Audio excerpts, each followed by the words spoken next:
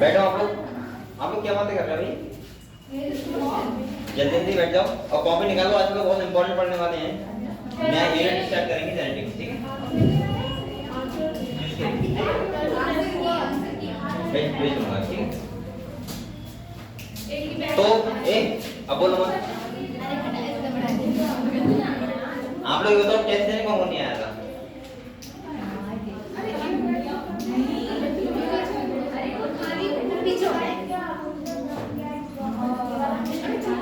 Test देने तो आए थे, दिया था। चलो एक अरे बैठ जाओ, बैठ जाओ। तो आप लोगों ने कल टेस्ट दिया था, क्वेश्चन आया है आप लोगों ने? अरे बैठो, क्या अगली बात करो। तो आप लोगों ने टेस्ट दिया था, कितने बच्चे नहीं आए थे बताना जरा? कितने बच्चे नहीं आए थे? सभी लोग आए थे क्या? अभी देखूंगा मैं लिस्ट में, बताऊंगा। बढ़ जाओ थोड़ा बढ़ जाओ।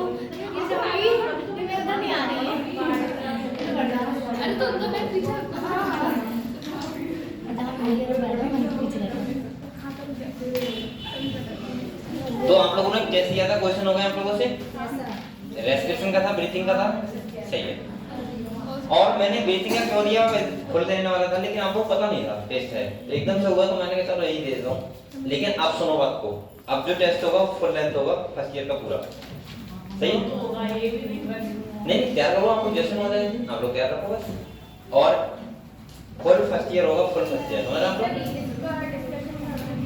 इसका मैं कल करवा दूंगा, ठीक?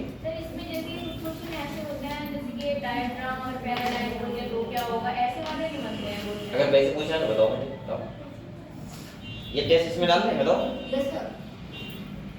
तो पीडीएफ एक्स्ट्रा है नहीं, आपको दिखेगा तो नहीं, वैसे मैं यहाँ समझा सबके पास पेपर है। चलो रुको, अच्छा ये कैसा हो गया भाई? अरे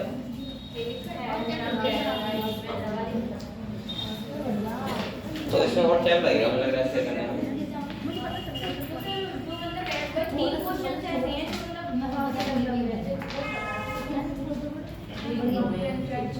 ये मैं ऐसा करूंगा, कल को मैं इसमें पहले से ऐड कर लूंगा, फिर कल पूरी कोर्स बना दूंगा, ठीक? जो भी बोल परसों, ठीक?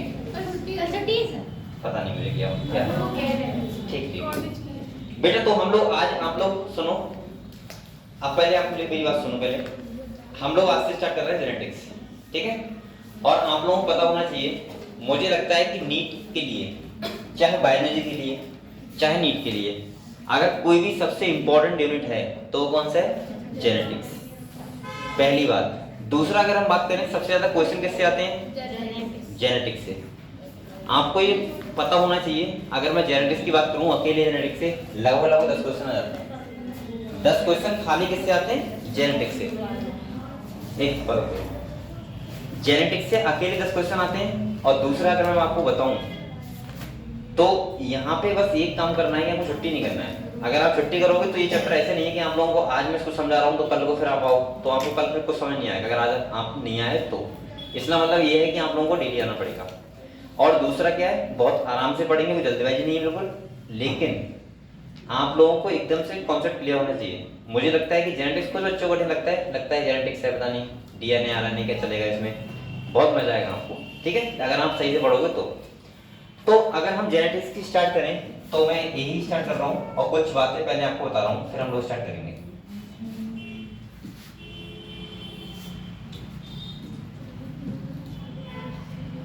इसका जो फर्स्ट चैप्टर है बेटा,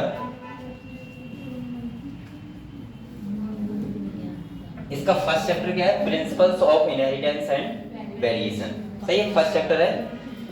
तो सबसे पहले तो ये आप लोग सुनो, जेनेटिक्स का मतलब क्या होता है, हम इसमें क्या स्टडी करते हैं और जेनेटिक्स पढ़ना क्यों जरूरी है, सही? 2-3 बातें आपको पता होना चाहिए। जैसे अगर हम यहाँ पे बात करें जेनेटिक्स की तो आपको पता होना चाहिए कि जितना भी अब हम बात करेंगे, जैसे अभी तक मैंने आपको सेल साइकिल सेल डिवीजन पढ़ाया था, सेल के बारे में पढ़ाया था।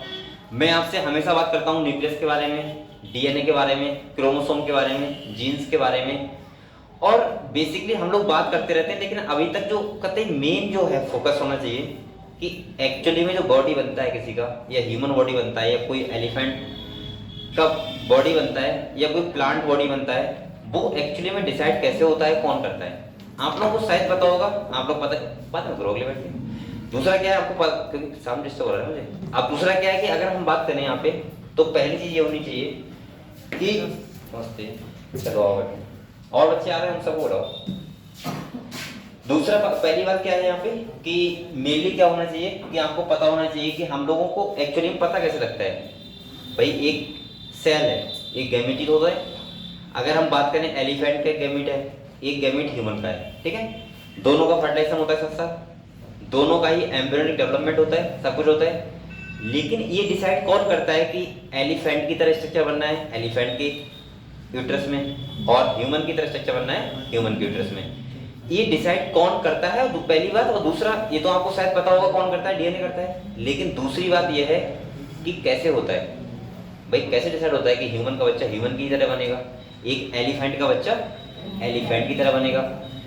ये बात समझना अब तो बहुत आसान है, क्योंकि आप लोग जानते हो जीन्स के बारे में, क्रोमोसोम के बारे में, डीएनए के बारे में, सबके बारे में जानते हो। लेकिन अगर ये बात उस टाइम की सोचो जब लोगों को नहीं पता था कि डीएनए क्या होता है, क्रोमोसोम क्या होता है, तो उनके मन में बहुत ज्यादा उत्सुकता, ये सोचने, एक समझने की बहुत ज्यादा एक क्यूरियोसिटी होगी कि भाई एक एलिफेंट का बच्चा एलिफेंट की तरह क्यों हो रहा है, एक ह्यूमन का बच्चा ह्यूमन की तरह क्यों हो रहा है, या फिर मैं बोल सकता हूँ एक डॉग का बच्चा बिल्कुल डॉग की तरह क्यों बन रहा है, या आम का सीड है तो उससे आम का ही प्लांट क्यों ग्रो कर रहा है, दूसरा प्लांट क्यों नहीं कर रहा है।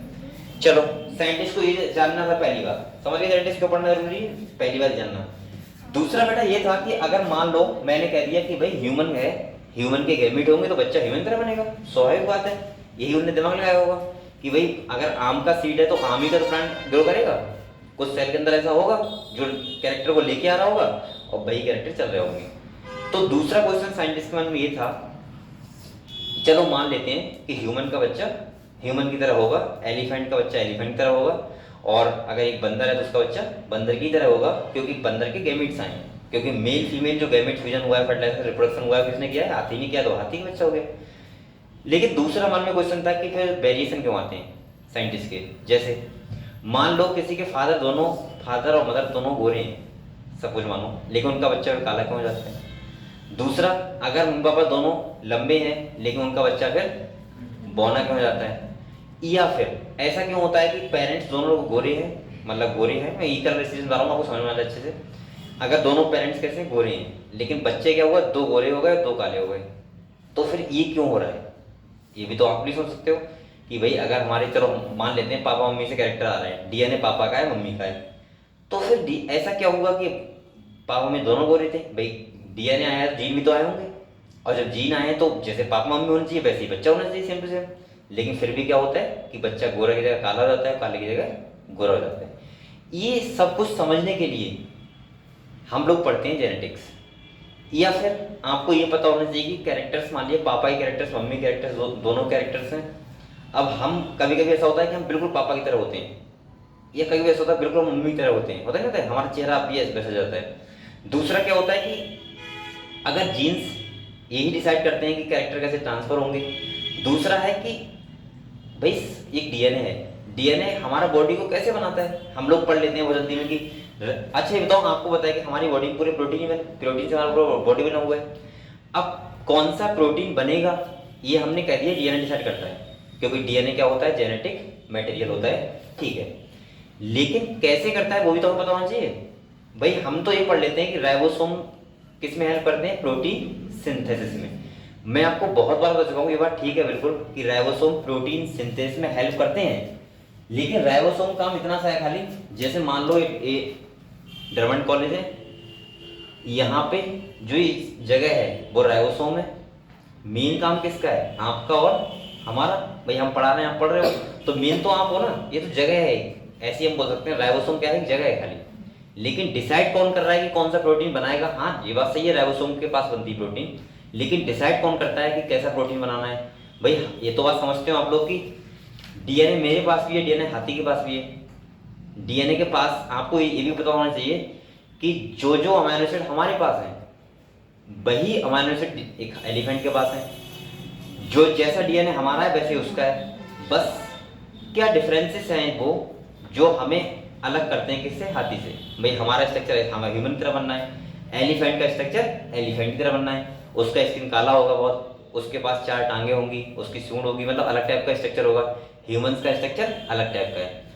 ये जितनी भी बातें हैं सारी समझने के लिए हमें क्या पढ़ना पड़ता है, जेनेटिक्स। अगर आपने पूरा जेनेटिक्स सही से पढ़ लिया तो आपको कोई भी कंफ्यूजन किसी भी टाइप का नहीं रहेगा।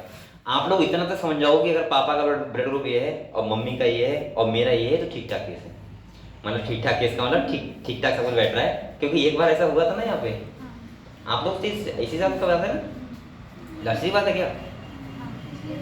तो क्या हुआ था, एक मैंने पूछा था एक बच्चे से पूछा, बताओ तुम्हारा रोल क्या है, ये है। बोला मैंने फादर क्या है, बोला ये है। मम्मी क्या है, ये है। अब वो कॉम्बिनेशन नहीं बैठ रहा था। भाई पापा का रोल ये है, मम्मी का ये है, तो बच्चे का ये होना चाहिए, ये होंगे तो ठीक है। अब उसके अपोजिट बैठ रहा था। मान लिया किसी का एक का पापा का ए भी है और मम्मी का भी ए भी, मान लो चलो ए भी है। अब वो अगर कोई बच्चा कहने लगे सर मेरा ओ है, तो मैं कैसे मान लूँ ये बात, क्योंकि हो ही नहीं सकता। तो फिर मैंने कहा ऐसा करो, ये तो बहुत गड़बड़ होगी, बच्चे को बता दिया कि गलत केस बैठ रहा है। अब एक बात सोचो, वो बच्चा घर पे भी नहीं पूछ सकता ये बात, वरना तो अब तलाक हो जाएगा भाई। तो मैंने कहा तुम ऐसा करना, चुपके से पापा का चेक करना एक बार कि सेम भैया है कि मम्मी का। तो बाद में दूसरे दिन को बोले अरे सर वो मुझसे पता नहीं था, ये था। मैंने कहा ऐसा तुम गड़बड़ कर दोगे भाई। तो जेनेटिक्स का एक्चुअली खेल क्या है वो समझेंगे हम लोग, ठीक है पूरा। ये मैं आपको ये भी समझाऊंगा यहाँ पे कि एक्चुअली में भाई हम लोग क्या भी सोचते हैं ना कि मान ली कलर को लेकर मैं एक बात कर रहा हूँ, ठीक है। जैसे कलर मान लिया एक लड़का है, उसका भी कलर बहुत फेयर है, मतलब गोरा है, और उसकी जो वाइफ है उसका भी क्या है, फेयर है, गोरा है। अब वो चाह रहा है कि मेरे बच्चे गोरे हों, बच्चा क्या हो गया, काला हो गया। अब वो काला क्यों हुआ ये तो ठीक है, मैं बताऊंगा आपको, लेकिन ये भी बताऊंगा अगर ये केस आपको देखना है कि बच्चा काला ना हो, बिल्कुल गोरा ही हो, तो आपको क्या देखना पड़ेगा, सही है। उसके बाबा है, ठीक है। तो कहीं ना कहीं चलो हम ये सब जेनेटिक्स पढ़ेंगे और मैं आपको आराम से समझाऊंगा, बहुत इंटरेस्टिंग है, ठीक है। लेकिन आप लोग वही बात छुट्टी मत करना, तब आपको समझ में आएगा, वरना आप लोग फिर कंफ्यूज हो गए हमेशा, ठीक है। और लाइफ टाइम और जेनेटिक्स, पहली बात तो बायोलॉजी का हर एक चैप्टर आपके लाइफ से जुड़ा हुआ है। जेनेटिक्स भी एक बहुत अच्छा खासा हमारी लाइफ से जुड़ा हुआ है, और मुझे लगता है कि सबसे अच्छा यूनिट जो है पूरी बायोलॉजी में वो यही है, जेनेटिक्स। चलो, तो ये समझने के लिए हमें थोड़ा पीछे जाना पड़ेगा। हम लोग बात करेंगे, एक साइंटिस्ट है मेंडल। कौन साइंटिस्ट है? मेंडल। अगर मैं आपको बताऊं बेटा मेंडल के बारे में, तो आप लोग चक्कर में पड़ जाओगे। आप लोगों को लगता है कि यार मैं आज मेहनत कर रहा हूँ, 1 साल के बाद मुझे रिजल्ट मिल जाए। जैसे आप लोगों ने आज मेहनत की और आप सोचते हो यार रिजल्ट मिल जाए। कोई ऐसा व्यक्ति होगा जिसने इतनी मेहनत की, इतने अच्छे एक्सपेरिमेंट दिए, और उसकी डेथ हो जाए, उसके जिंदा तक किसी को ना पता हो कि तुमने क्या किया है, और मरने के बाद सोचो फादर ऑफ जेनेटिक्स कहा जाए। फादर मतलब तुमने बना दिया, उसकी उस कामयाबी का भी क्या फायदा भाई, तो नहीं देख पाए ना। तो जो जेनेटिक्स मेंडल की कहानी बता रहा हूँ बहुत इंटरेस्टिंग है। उस बंदे का दिमाग सोचो, पहले सोचो कितना, हम लोग पता है हमारे अंदर दिमाग बहुत होता है लेकिन हम लोग यूज नहीं करते उसका। आप लोग ये बात सोच सकते हो कि एक मेंडल थे जिसे डीएनए के बारे में बिल्कुल नहीं पता था, जीन्स के बारे में नहीं पता था। उन्होंने क्रोमोसोमल थ्योरी को नहीं पढ़ा था कि क्रोमोसोम कैसे पेरेंट्स से बच्चों में जाते हैं। जैसे अभी मैं कह दूं किसी से कि भाई डीएनए होता है, वो कैरेक्टर को लेके आता है। आपको पता है 23 क्रोमोसोम पापा के हैं, 23 मम्मी के हैं, क्योंकि आप पढ़ चुके हो, और 46 मिलेंगे तो बच्चा मम्मी पापा की तरह होगा, सिंपल सा है। लेकिन अगर किसी को यही नहीं पता हो कि सेल के अंदर है क्या ऐसा जो कैरेक्टर को ट्रांसफर कर रहा है, और सोचो उस टाइम उस बंदे ने इतने अच्छे एक्सपेरिमेंट किए कि आज बच्चों को पढ़ना कठिन होता है, खाली पढ़ना बस समझना उनको। मतलब वो उस टाइम कर रहे थे, जैसे अब वही बात हो गई ना कि अभी आप एक्सपेरिमेंट करो कि इंसान उड़ सकता है, आपको पता कुछ नहीं है कि कैसे हो सकता है कि हजारों सालों के इवोल्यूशन के बाद आपको पता लगे हमारे सेल में भी ऐसा प्रोटीन बन सकता है जो हमारे पंख निकल आए और हम लोग उड़ने लगे, लेकिन आपको पता नहीं है उस स्ट्रक्चर के बारे में, और आप एक एक्सपेरिमेंटली प्रूफ कर दो कि हम लोग उड़ सकते हैं। ये तो वही बात हो गई ना, कहते हवा में लाठी चलाना, पता कुछ नहीं है लेकिन फिर भी हमने प्रूफ कर दिया, और वो ठीक बैठे बिल्कुल। तो सोचो उस बंदे के पास कितना दिमाग होगा। मेंडल ने 7 साल एक्सपेरिमेंट किए और आपको पता होना चाहिए किस पे किए थे, गार्डन बी पे, सही है, टी प्लांट पे किए थे। तो मैं आपको पहले कुछ बेसिक बता रहा हूँ चीजें, फिर हम लोग एक्चुअली हम किताब पे आएंगे, ठीक है, बुक पे आएंगे। आपको हंसो मत इतना था, ये देखो मेरा बार ये नजर आ रही है, मैं हंस नहीं रहा हूँ, हंसी रहा हूँ तो हंसना, ठीक है। मुझे पता क्या मेरी आदत है, मुझे हर जैसे कोई बच्चा कुछ एक्टिविटी कर रहा है मुझे लगता है क्या कर रहा है, ये क्यों कर रहा है, मुझे लगता है खाली बस। जैसे मैं अब जैसे हंस रही मुझे लग रहा है क्यों हंस रही, होता नहीं, होता है ना थोड़ा सा एक नेचर होता है। आप लोग सारे बैठो, किताब निकालो पहले, सही है, और बातें करना तो मुझसे करना आराम से, ठीक है, मैं रुक जाऊंगा पढ़ने में, लेकिन ऐसे नहीं, ठीक है। चलो अब देखते हैं हम लोग। पहले मैं आपको बता दूं कि ये साइंटिस्ट कौन थे बेटा, मेंडल। कौन थे, कितनी साल एक्सपेरिमेंट किए थे, और उन्होंने एक्सपेरिमेंट किए। अच्छा एक बात और सोचने वाली है, सोचो, तभी तो हम लोग कहते हैं एक वैज्ञानिक बनना एक हरी से काम नहीं होता है। वैज्ञानिक बेटा वो करते हैं जो हमारी सोच से भी बाहर होता है, हम सोच ही नहीं सकते उसको।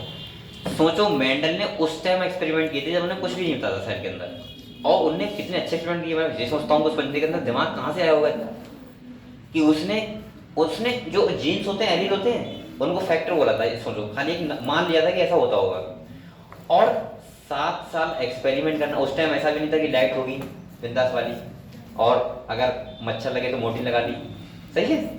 सोचो खेत में एक्सपेरिमेंट करना या कहीं भी एक्सपेरिमेंट करना कितनी बड़ी बात है। अगर आप लोग इस टाइम पे सोचो कि मैं कुछ एक्सपेरिमेंट करूंगा, मैं गारंटी से कह रहा हूँ 10 दिन बाद आपके 1 साल के बाद आपके फादर ही मम्मी कह देंगे कि बेटा वो ढंगा काम कर लो, क्यों चक्कर में पड़े, उसमें कुछ मिलने वाला थोड़ा ना है। तभी तो मैं कह रहा हूँ हर कोई कमाल नहीं कर पाता यहाँ लाइफ में आके, क्योंकि उसे सब कुछ देखना होता है ना, पापा क्या कर रहे हैं, मम्मी क्या कर रही है, दोस्त क्या कर रहे हैं, ये क्या कर रहा है, वो क्या कर रहा है। साइंटिस्ट बनने के लिए पागल बनना पड़ता है। पागल का मतलब है कि कोई कुछ कहे, हमें तो जो काम करना है वो करना है। दूसरा क्या है, दूसरा सुनो, दूसरा ये है कि हम लोग क्या करते हैं, कुछ हमने थोड़ा सा कर लिया, मान लो कुछ अच्छा राइटिंग में हमने कुछ लिख दिया, तुरंत फोटो लेके लगा दिया स्टेटस पे। हम लोग दिखाना चाहते हैं ना बहुत ज्यादा चीजों को, शो करना। और मुझे लगता है कि पहले के लोग तभी तो बहुत कुछ कर जाते थे। अभी अगर तुम करोगे एक्सपेरिमेंट, अगर तुमने 1 साल किया और तुमने सबको दिखा दिया, क्योंकि तुम जरूर दिखाओगे मुझे पता है, मैंने बहुत लोग ऐसे देखे हैं जो खाली जीटीए कर रहे होते हैं। मैं ये नहीं कह रहा हूँ जीटीए वाले बुराई कर रहा हूँ, अच्छी बात है, सबको लगाना चाहिए, कंप्लीट भी नहीं होने देते। उससे पहले फेसबुक आ जाएगा उनका ईआर लिख के सामने, इंजीनियर रंजीत कुमार, ईआर रंजीत कुमार। अभी फाइनल भी नहीं हुआ, चाहे बैक लग जाएगी साल को, लेकिन लिख जाएगा। तो ये आजकल चल रहा है, और दिखावे से मुझे लगता है बचना चाहिए। जितना बच सको, जितना सिंपल रह सको वो बहुत बेस्ट है। दूसरी बात सुनो, साइंटिस्ट पहले इसीलिए कमाल करते थे क्योंकि बेटा वो दिखाते नहीं थे। अगर तुम कोई काम को कर रहे हो और तुम करे पड़े हो, तुम्हें लग रहा है कि होगा नहीं होगा, मुझे लगता है 90% लोग डिसाइड करते हैं तुम्हारे जीवन को, ये काम तुम कर पाओगे, ये काम तुम्हारे दोस्त, तुम्हारे टीचर्स, तुम्हारे फादर, हमारी कभी लगता है कि हमारी लाइफ हमारी है ही नहीं, क्योंकि दूसरे डिसाइड कर रहे हैं। 4 लोगों ने कहा तुम अच्छे हो तो तुम भूल गए तुम, यार मैं तो अच्छा हूँ। 4 लोगों ने कहा तुम बेकार हो, नर्वस हो गए, यार मैं बेकार हूँ। इसका मतलब तो ये है ना, दूसरे लोग डिसाइड करना हमारी लाइफ को। और साइंटिस्ट ये तो करते थे, जिस एक्सपेरिमेंट में लग गए तो लग गए। और एक्सपेरिमेंट जो भी चीजें डिस्कवरी होती हैं वो एक्सीडेंटल होती हैं, हमेशा अचानक होती हैं। कोई करता नहीं कि ऐसा हो जाएगा, वो खाली चल रहा है रास्ते पर, हो गया तो अच्छी बात। तभी तो मैं कह रहा हूँ तुक्के नहीं होते, सब कुछ तुक्के में हर काम होता है, ठीक है। तो कहीं ना कहीं तुक्के हो जाता है, अब हो गया तो हो गया बस। तो हम लोग अब आते हैं मेंडल पे, ठीक है। पहली बात मैं बात कर रहा हूँ बेटा, मेंडल ने जो लिया था वो क्या लिया था, गार्डन बी। क्या लिया था, पहले मैं अपनी भाषा में समझा रहा हूँ, फिर मैं जेनेटिक्स आपको ज्यादातर ऐसे समझाऊंगा, किताब हम पढ़ते रहेंगे साथ, ठीक है, आराम से। पहली बात ये थी कि गार्डन बी साइंटिस्ट ने क्यों ली। पहली बात तो ये होनी चाहिए कि उनने अपने एक्सपेरिमेंट में उसी ब्रांड को क्यों चुना, कोई दूसरा चुन सकते थे, आम का ब्रांड चुन सकते थे। या पहली बात तो ह्यूमन पे कर रहे थे तो ह्यूमन का ही चुन लेते, ह्यूमन को चुनते कि भाई तुम ह्यूमन पे एक्सपेरिमेंट कर ले रहा, क्या बात है। हमेशा ध्यान रखना, अगर सोचो मेंडल सोचते कि मैं ह्यूमन पे करूंगा जेनेटिक्स स्टडी, कर पाते क्या? वो एक पीढ़ी देखने के बाद वो खुद ही नहीं रहते, तो दूसरी पीढ़ी कहाँ से देखते, और दूसरी जब देख लेते तीसरी वो खुद नहीं रहते। हमेशा एक्सपेरिमेंट में हम उसे चुनते हैं इसका लाइफ स्पैन बहुत कम हो, मतलब शॉर्ट लाइफ स्पैन हो। और मुझे लगता है कि गार्डन का लाइफ स्पैन होता है कितना होता है, ओनली 3 या 4 मंथ होता है, ठीक है, इतना होता है खाली। पहला उनका था short life time, life span, ठीक है, जिससे हम एक्सपेरिमेंट ज्यादा कर पाए, समझ गए।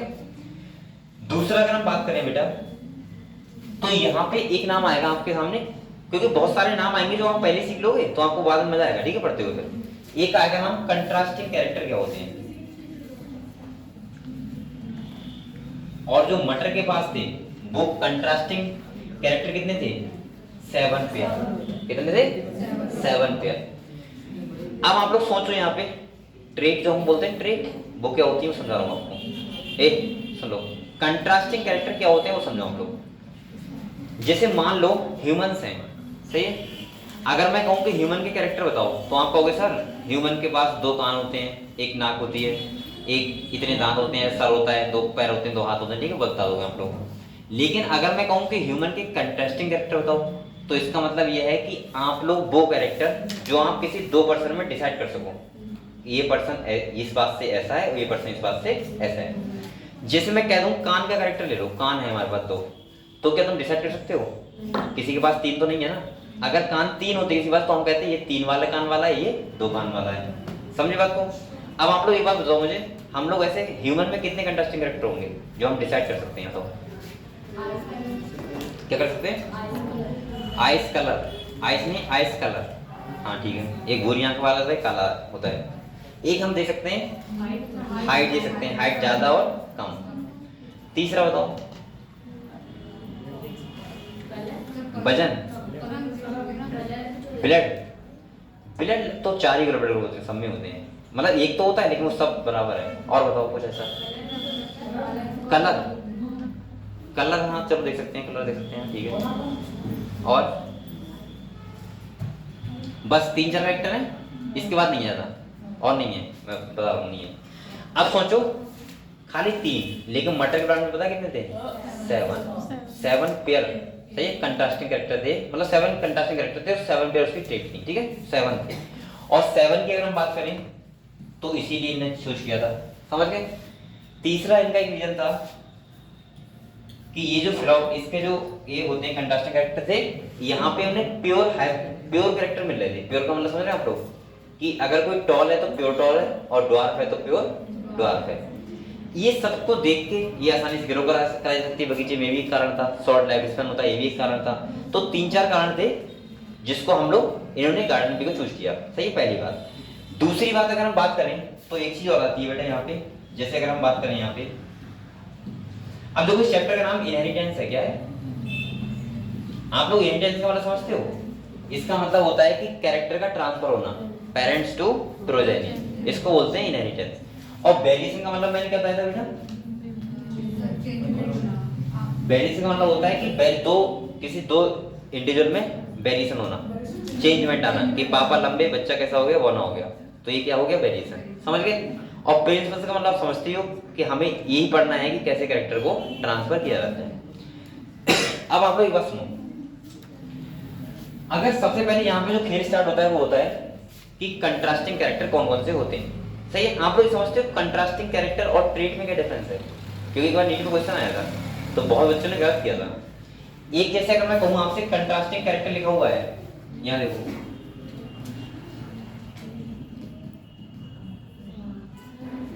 और एक ट्रेट, ट्रेट का मतलब पता क्या होता है, जैसे मैं ये कह दूं कि हाइट, क्या जी, हाइट एक कंट्रास्टिंग कैरेक्टर है, अब उसकी कितनी ट्रेट है वो फिनोटाइप बताएगा। जैसे मान लो आदमी 3 टाइप के हैं तो ट्रेट कितनी हो गई, 3। जैसे मैं कलर की बात करूं, या तो काला कलर होता है या गोरा होता है। अब मान लो लाल भी होता, पीला भी होता, तो कितनी ट्रेट हो जाती है, 4। वैसे ट्रेट कितनी है अभी, 2। तो ऐसे समझ गए हम लोग। तो एक बात ध्यान रखना, अगर वो कंट्रास्टिंग कैरेक्टर पूछेगा तो आप कितने बताओगे, 7। और अगर वो कहेगा ट्रेट कितनी होती है, कंट्रास्टिंग ट्रेट कितनी होगी, तो कितने बताओगे, 14, क्योंकि ये कैरेक्टर कितनी है, 2। इसमें क्या होता है बेटा, एक केस होता है डोमिनेंट, क्या होता है, और एक होता है रिसेसिव। अब आपको ये बताना चाहिए कि सर डोमिनेंट और रिसेसिव में क्या डिफरेंस है। देखो जैसे मान लो हम इसलिए ह्यूमन पे आपको समझाऊंगा, लेकिन जैसे आपको समझ में अच्छे से आ जाए, ठीक है। जैसे ह्यूमन है, टॉल और ड्वार्फ, एक लंबा आदमी है, एक कैसा है, बौना आदमी है। अब आप मान के चलो जो लंबा है उसके अंदर डोमिनेंट क्या, कौन सा केस हो गया, टॉल। डोमिनेंट का मतलब होता है प्रभावी, जो उसमें दिख रहा है वो क्या होता है, डोमिनेंट केस। समझ गए आप लोग। जैसे मान लो, एक बार सुनो, मैं आपको एक एलील जैसे बता रहा हूँ, जैसे ये वाला है, ये आपको प्योर टॉल होगा, क्योंकि इसके पास दोनों एलील कैसे है, capital T capital T. Pure tall में क्या बोल रहा हूँ, टी क्या है, कुछ नहीं है, खाली सिंबल है बस, मैंने टॉल के लिए दे दिया। एक ध्यान रखना, एक जीन्स के पास दो एलील होते हैं, कितने होते हैं, दो। अगर मान लो मैं जैसे टॉल एक केस ले रहा हूँ, टॉल ध्यान समझना, और एक ले रहा हूँ ड्वार्फ, क्या ले रहा हूँ, तो मैंने सिंबलाइज करने के लिए इसको लिख दिया टॉल कैपिटल टी और इसको लिख दिया स्मॉल टी। दो एलील है तो प्योर टॉल तो ये तब होगा ना दोनों कैपिटल होंगे, और ये प्योर ड्वार्फ का होगा दोनों स्मॉल होंगे। ठीक है, अब यहाँ पे देखो, ये देखो डोमिनेंट और इसे बता रहा हूँ आपको, ये बेटा इसके अंदर टॉल क्या है, डोमिनेंट है, और इसके अंदर क्या है, बौना डोमिनेंट है। अब आप कहोगे सर हम कैसे पहचाने कि डोमिनेंट कौन सा ले, इसमें से कौन सा ले। मान लो इनके बीच क्रॉस हो जाए और जनरेशन क्या आ गई, ये वाली, ये वाला आ गया।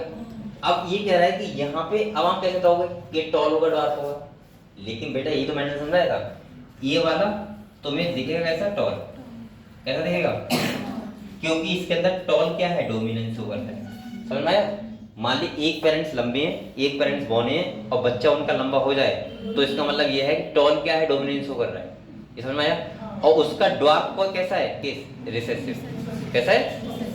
हम किसी कैरेक्टर को तब बताते हैं वो टॉल और ड्वार्फ जब हेटेरोजाइगस कंडीशन हो, और जो हेटेरोजाइगस में दिखे वो होता है डोमिनेंट, और जो ना दिखे वो क्या होता है, रिसेसिव। ये मैं आपको समझाऊंगा कि इसमें क्या चल रहा है, कि ये टॉल क्यों है। अच्छा ये बताओ, जीनोटाइप क्या हम इसका देख पाते हैं, नहीं ना, हम क्या देखते हैं, फिनोटाइप। तो हम लोग अब जैसे ये वाला, एक और बताओ, एक प्लांट ये है और एक प्लांट ये है, ये भी टॉल है और ये भी टॉल है।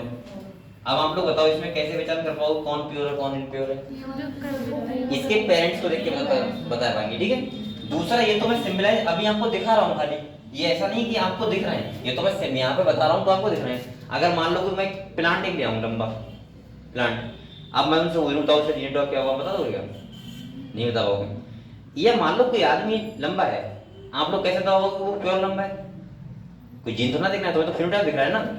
तो यही तो समझेंगे जेनेटिक्स में, बस यही तो खेल है पूरा, कि यहाँ पे कैसे ये चीज चल रही है, ट्रांसफर कैरेक्टर कैसे हो रहा है। ठीक है। दूसरा आपको ये समझ गया डोमिनेंट और रिसेसिव क्या होता है। डोमिनेंट का मतलब जो दिख रहा है, और रिसेसिव मतलब छुपा हुआ है, हाँ अप्रभावी। ठीक है, और इसको बोलते हैं प्रभावी। समझ गए। जैसे दो भाई हैं मान लिया, अब आपको पता होगा एक भाई बड़ा वाला है, उसकी ज्यादा मानी जाती है, छोटे वाले की कम मानी जाती है, मतलब फैमिली कम मानी जाती है। तो डोमिनेंस वो कौन कर रहा है, बड़ा वाला भाई, और छोटा वाला कैसा रह रहा है, रिसेसिव। जब बड़ा वाला नहीं होगा छोटा वाला तो उस लेगा, समझ रहे हो। उससे पहले क्या रहेगा, शांत। उसे पता है कि कोई बात बोलूंगा भी तो वैसे नहीं चलनी मेरी, और कह देंगे चुप हो जाते हो, ज्यादा अकल दिखा रहा है। ठीक है। और जब बड़ा वाला नहीं होगा तो चुपके से वो मम्मी से कह सकता है कि हाँ ये वाली, तो अकड़ के भी कह सकता है, हो सकता है ना, अकड़ के रहते ना कि अब मैं हूँ वहाँ, बताओ क्या कह रहे थे।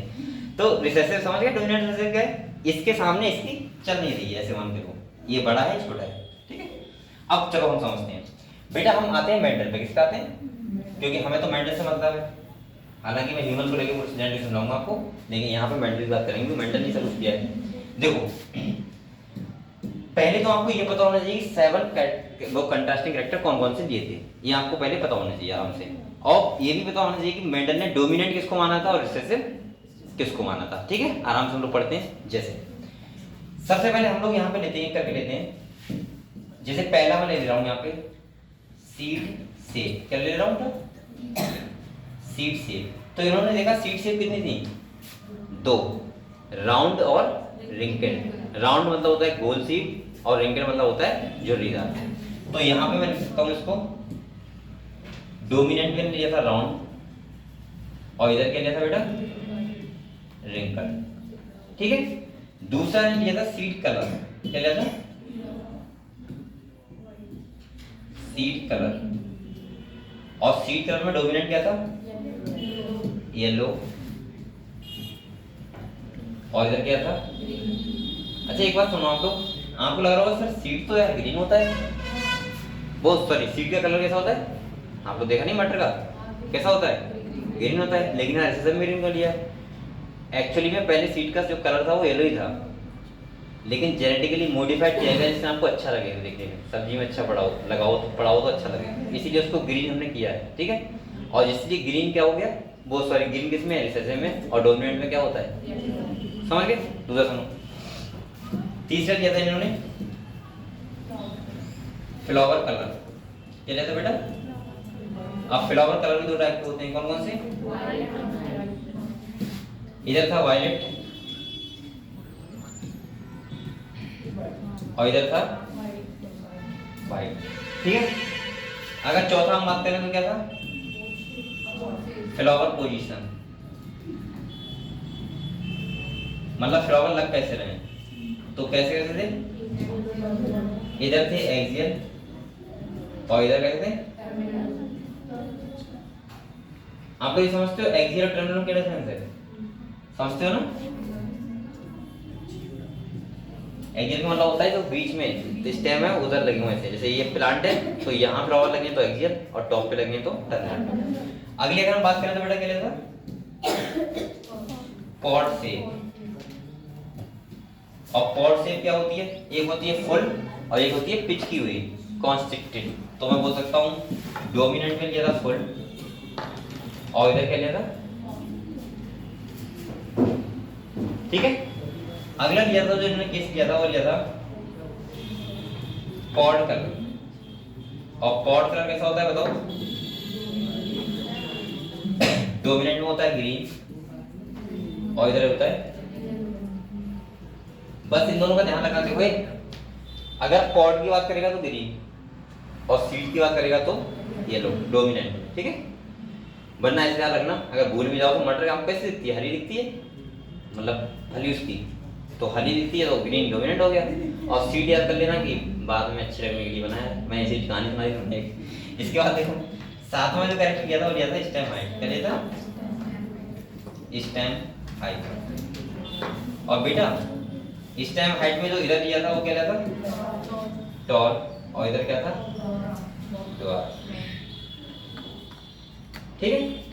ये मेंटन ने दिए थे 7 कैरेक्टर जिनकी ट्रेड की दी थी 14, कितनी थी, तो 14 ट्रेड थी, चाहे आप लिख लो ये बात,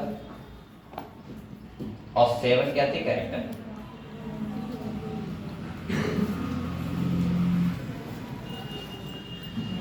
समझ गए, और 14 क्या थी ट्रेड।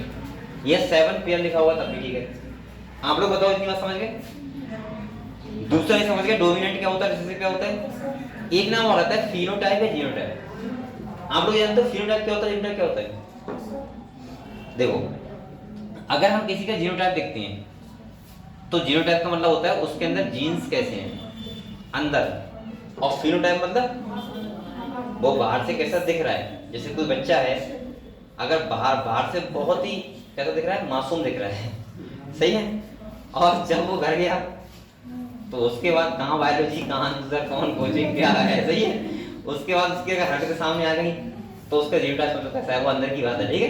तो इसका मतलब अब वो अंदर ऐसी बात नहीं, वो ऐसी नहीं कर रहा हूँ जीनोटाइप वो होगा कि कहाँ क्या, ये नहीं कह रहा हूँ। जीनोटाइप का मतलब है कि हमारे जीन्स कैसे हैं, और फिनोटाइप का मतलब हम बाहर से कैसे दिख रहे हैं। जैसे सपोज मानो किसी के फादर एक मम्मी मान लिया काली है, पापा गोरे हैं मान लो, और बच्चा कैसा हो जाए, बीच का नहीं गोरा, सही है। सुनो बच्चा गोरा हो जाए, आप लोग बताओ उस बच्चे के अंदर 2 कंडीशन हो सकती हैं, या तो प्योर गोरा होगा, प्योर एलील होंगे, लेकिन एक केस ये भी हो सकता है कि हेटेरोजाइगस कंडीशन हो उसके अंदर, लेकिन हमें दिख तो ना रहा है। मान लो उस बच्चे के अंदर पापा का एलील है, मम्मी का है, लेकिन गोरा वाला क्या कर गया, डोमिनेंट, तो बच्चा तो गोरा हो गया, लेकिन अब उसके बच्चे काले हो सकते हैं, समझ में आया नहीं आया समझ में। अब यहाँ पे कैसे समझाऊंगा, ठीक है। जैसे मान लो एक एग्जाम्पल से समझा रहा हूँ, मान लो मेरे फादर गोरे हैं, सही है, मान लो, और मेरी मम्मी कैसी है, डार्क है, ठीक है। अब मान डार्क है और पापा कैसे गोरे हैं, मैं गोरा हो गया, सही है, लेकिन मेरे बच्चे काले हो सकते हैं, ध्यान रखना, पता है क्यों, क्योंकि मेरी मम्मी का हो सकता है स्मॉल, मान लो जैसे मैं गोरे के लिए काले के लिए कैपिटल, गोरे के लिए कैपिटल टी मान रहा हूँ और काले के लिए क्या मान रहा हूँ स्मॉल टी। बेटा मेरे अंदर हो सकता है मम्मी का स्मॉल वाला आया हो काला वाला, पापा का गोरा वाला यानी कि कैपिटल टी आया हो, लेकिन मेरे अंदर डोमिनेंसी कौन सा होगा गया कैपिटल वाला। लेकिन मेरे 50% स्पर्म तो गोरे वाले बनेंगे ना, स्मॉल वाले 50 बनेंगे कैपिटल वाले। अब मेरे अगर बच्चे का जो फर्टिलाइजेशन होगा वो 50% अगर स्मॉल वाले से हो गया तो बच्चा कैसा हो जाएगा काला। ऐसा समझ में ये कैसे वजह चलता है। अगर आपको देखना है, जैसे मान लो आपको देखना है कि अगर मैं गोरा हूँ और मान लो वाइफ भी गोरी है और बच्चे भी गोरे ही होने चाहिए, तो आपको खाली वाइफ नहीं देखिए, वाइफ की मम्मी पापा भी देखनी है समझ रहे। तो आप अनुमान लगा सकते हैं प्योर वाला होगा, मतलब प्योर कंडीशन होगी। अब भाई ये तो बहुत बड़ी बात हो जाएगी ना, तुमने फादर सामने कर दिया नहीं मैं शादी नहीं करूंगा क्योंकि इसकी पापा का मम्मी का रही है, तो शादी इससे कर रहा है मम्मी से कर रहा है, वो जेनेटिक्स नहीं समझेंगे, जेनेटिक्स तो आपको आती है भाई। घर पे जाकर उल्टी मार लगेगी कि साला शादी करने बीवी से गया था या उसकी मम्मी से गया था। तो कहीं ना कहीं जेनेटिक्स बन जानते हैं। अब जेनेटिक्स अगर आप समझोगे तो आपको पता लगेगा एक्चुअली में कि क्या होता है। चलो ऐसे मैंने बहुत केस देखे हैं ना जिसमें मोहल्ले वाले कहते हैं ये किसका है, तो वो यही कहते हैं कि जेनेटिक्स नहीं जानते हैं। अगर आपसे कहे ये किसका है तो उसे पेज करना, पेज लेके कॉपी लेके आप समझा दो मुझे ये किसका है, उसी का है लेकिन खाली जेनेटिक्स का खेल है। ठीक है, जैसे सपोज मानो ये लिख रहा है कुछ क्या, चलो मैं सुना रहा हूँ।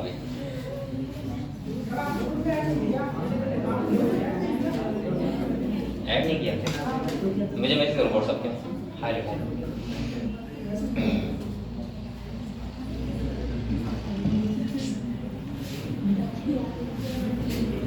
आपको जेनेटिक्स पढ़ते हो वो मजा आएगा, बस आपको ध्यान रखना है ठीक है क्या क्या होता है।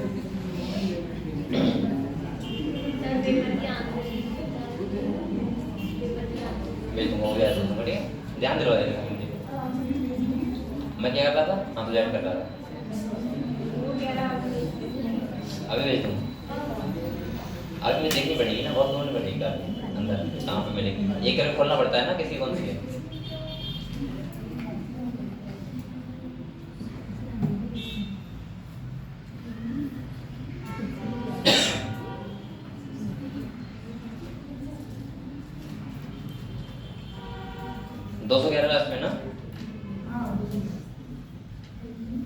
ठीक है उसको भी करूँ हो जाओगे।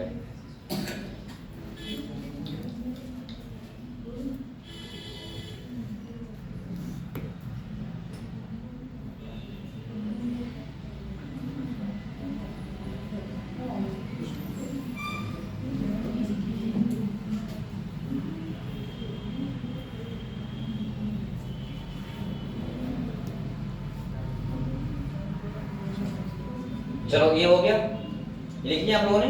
तो आप लोग बड़े समझ गए डोमिनेंट सेक्स क्या है और ये समझ गए फिनोटाइप क्या होता है, जीनोटाइप क्या होता है। ठीक है, जीनोटाइप किसी का क्या दिखाता है एक्चुअली में एलील्स, और फिनोटाइप क्या दिखाता है उसके बाहर के कैरेक्टर। जैसे फिनोटाइप का मतलब ये हुआ, मैंने आपको क्या बताया, हो सकता है किसी का जीनोटाइप क्या हो कैपिटल टी स्मॉल टी और वो फिनोटाइप का क्या हो प्योर टॉल, मतलब टॉल दिख रहा होगा, तो समझ गए जीनोटाइप फिनोटाइप डिफरेंस में हो सकते हैं।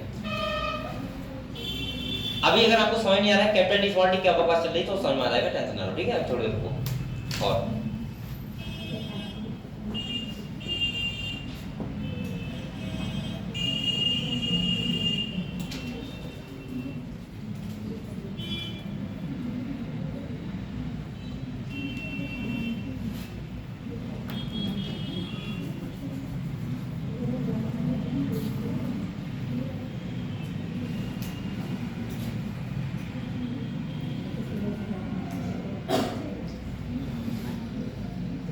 अब देखो मेंडल ने क्या किया था, सिंपलाइज कैसे सुनो।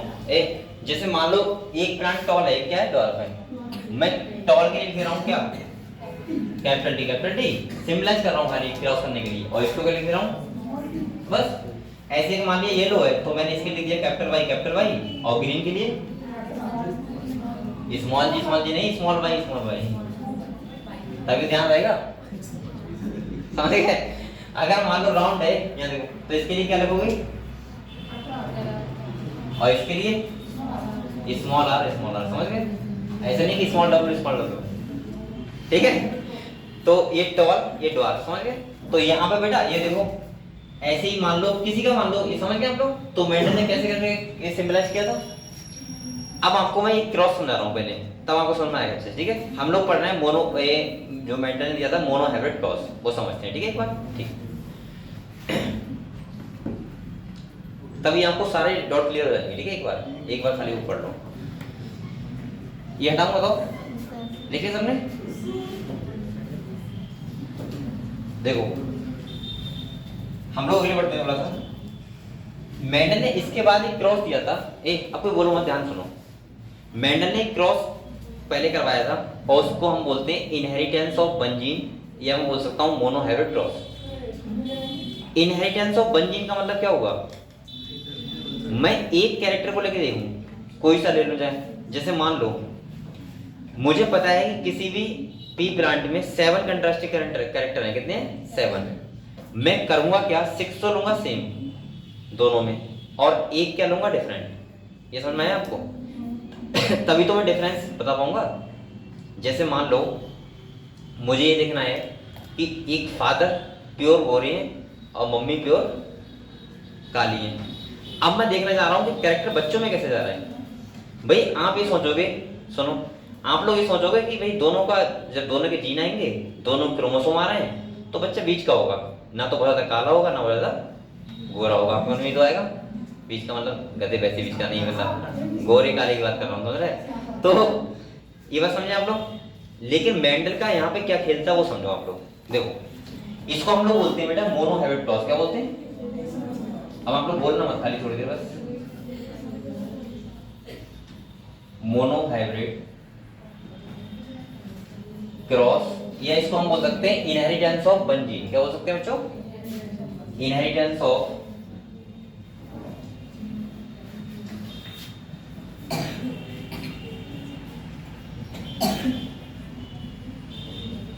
ये, इसको हम बोल सकता हूं इनहेरिटेंस ऑफ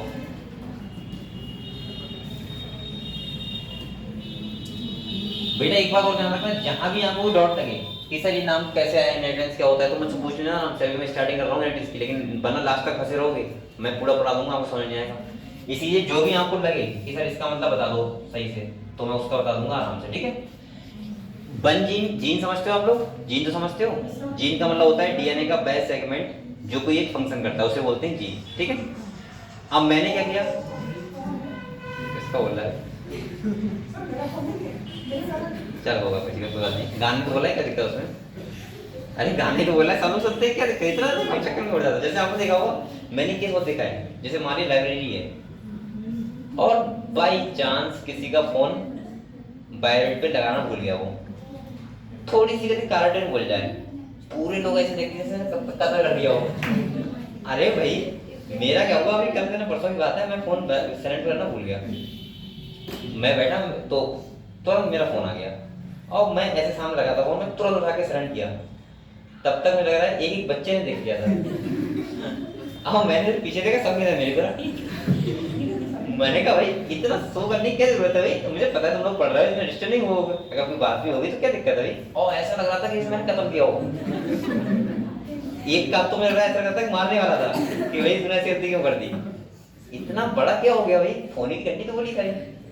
तो ये चीजें तो एक नॉर्मल वाली है, जो हम लोग पता नहीं कितना हाइप बना देते हैं जो है ना। जैसे अभी किसी का गाना बोल के, ठीक गाने तो बोला है, क्या दिक्कत है, तूने गाना बोला दिया, कितनी गंदी बात कर दी। नहीं मैं बता रहा हूँ, नहीं आईफोन नहीं है वो किसी का ही फोन बोले, मेरा ही नहीं किसी का ही बोले। मतलब चलो मेरे में तो गाना नहीं था, अगर दो के में गाना होता काला टीम लगा हुआ तो फिर अच्छा तूने ये क्या बदमाशी कर दी। तो ये बहुत चलता है। और मैं जेट जा रहा हूँ, वहां पे खाली 5% लोग होते हैं जो रिजल्ट टीम पढ़ने जाते हैं। 95% लोग पता है कौन से होते हैं, कौन नया आया है, ठीक है पहली बार, अच्छा ये 2 बार टॉयलेट जा चुका है, वो गिनते रहते हैं कि कौन कितनी बार। सुनो तीसरा क्या होता है, सुनो, अच्छा इसका केस इससे चलता है, समझ रहे हो।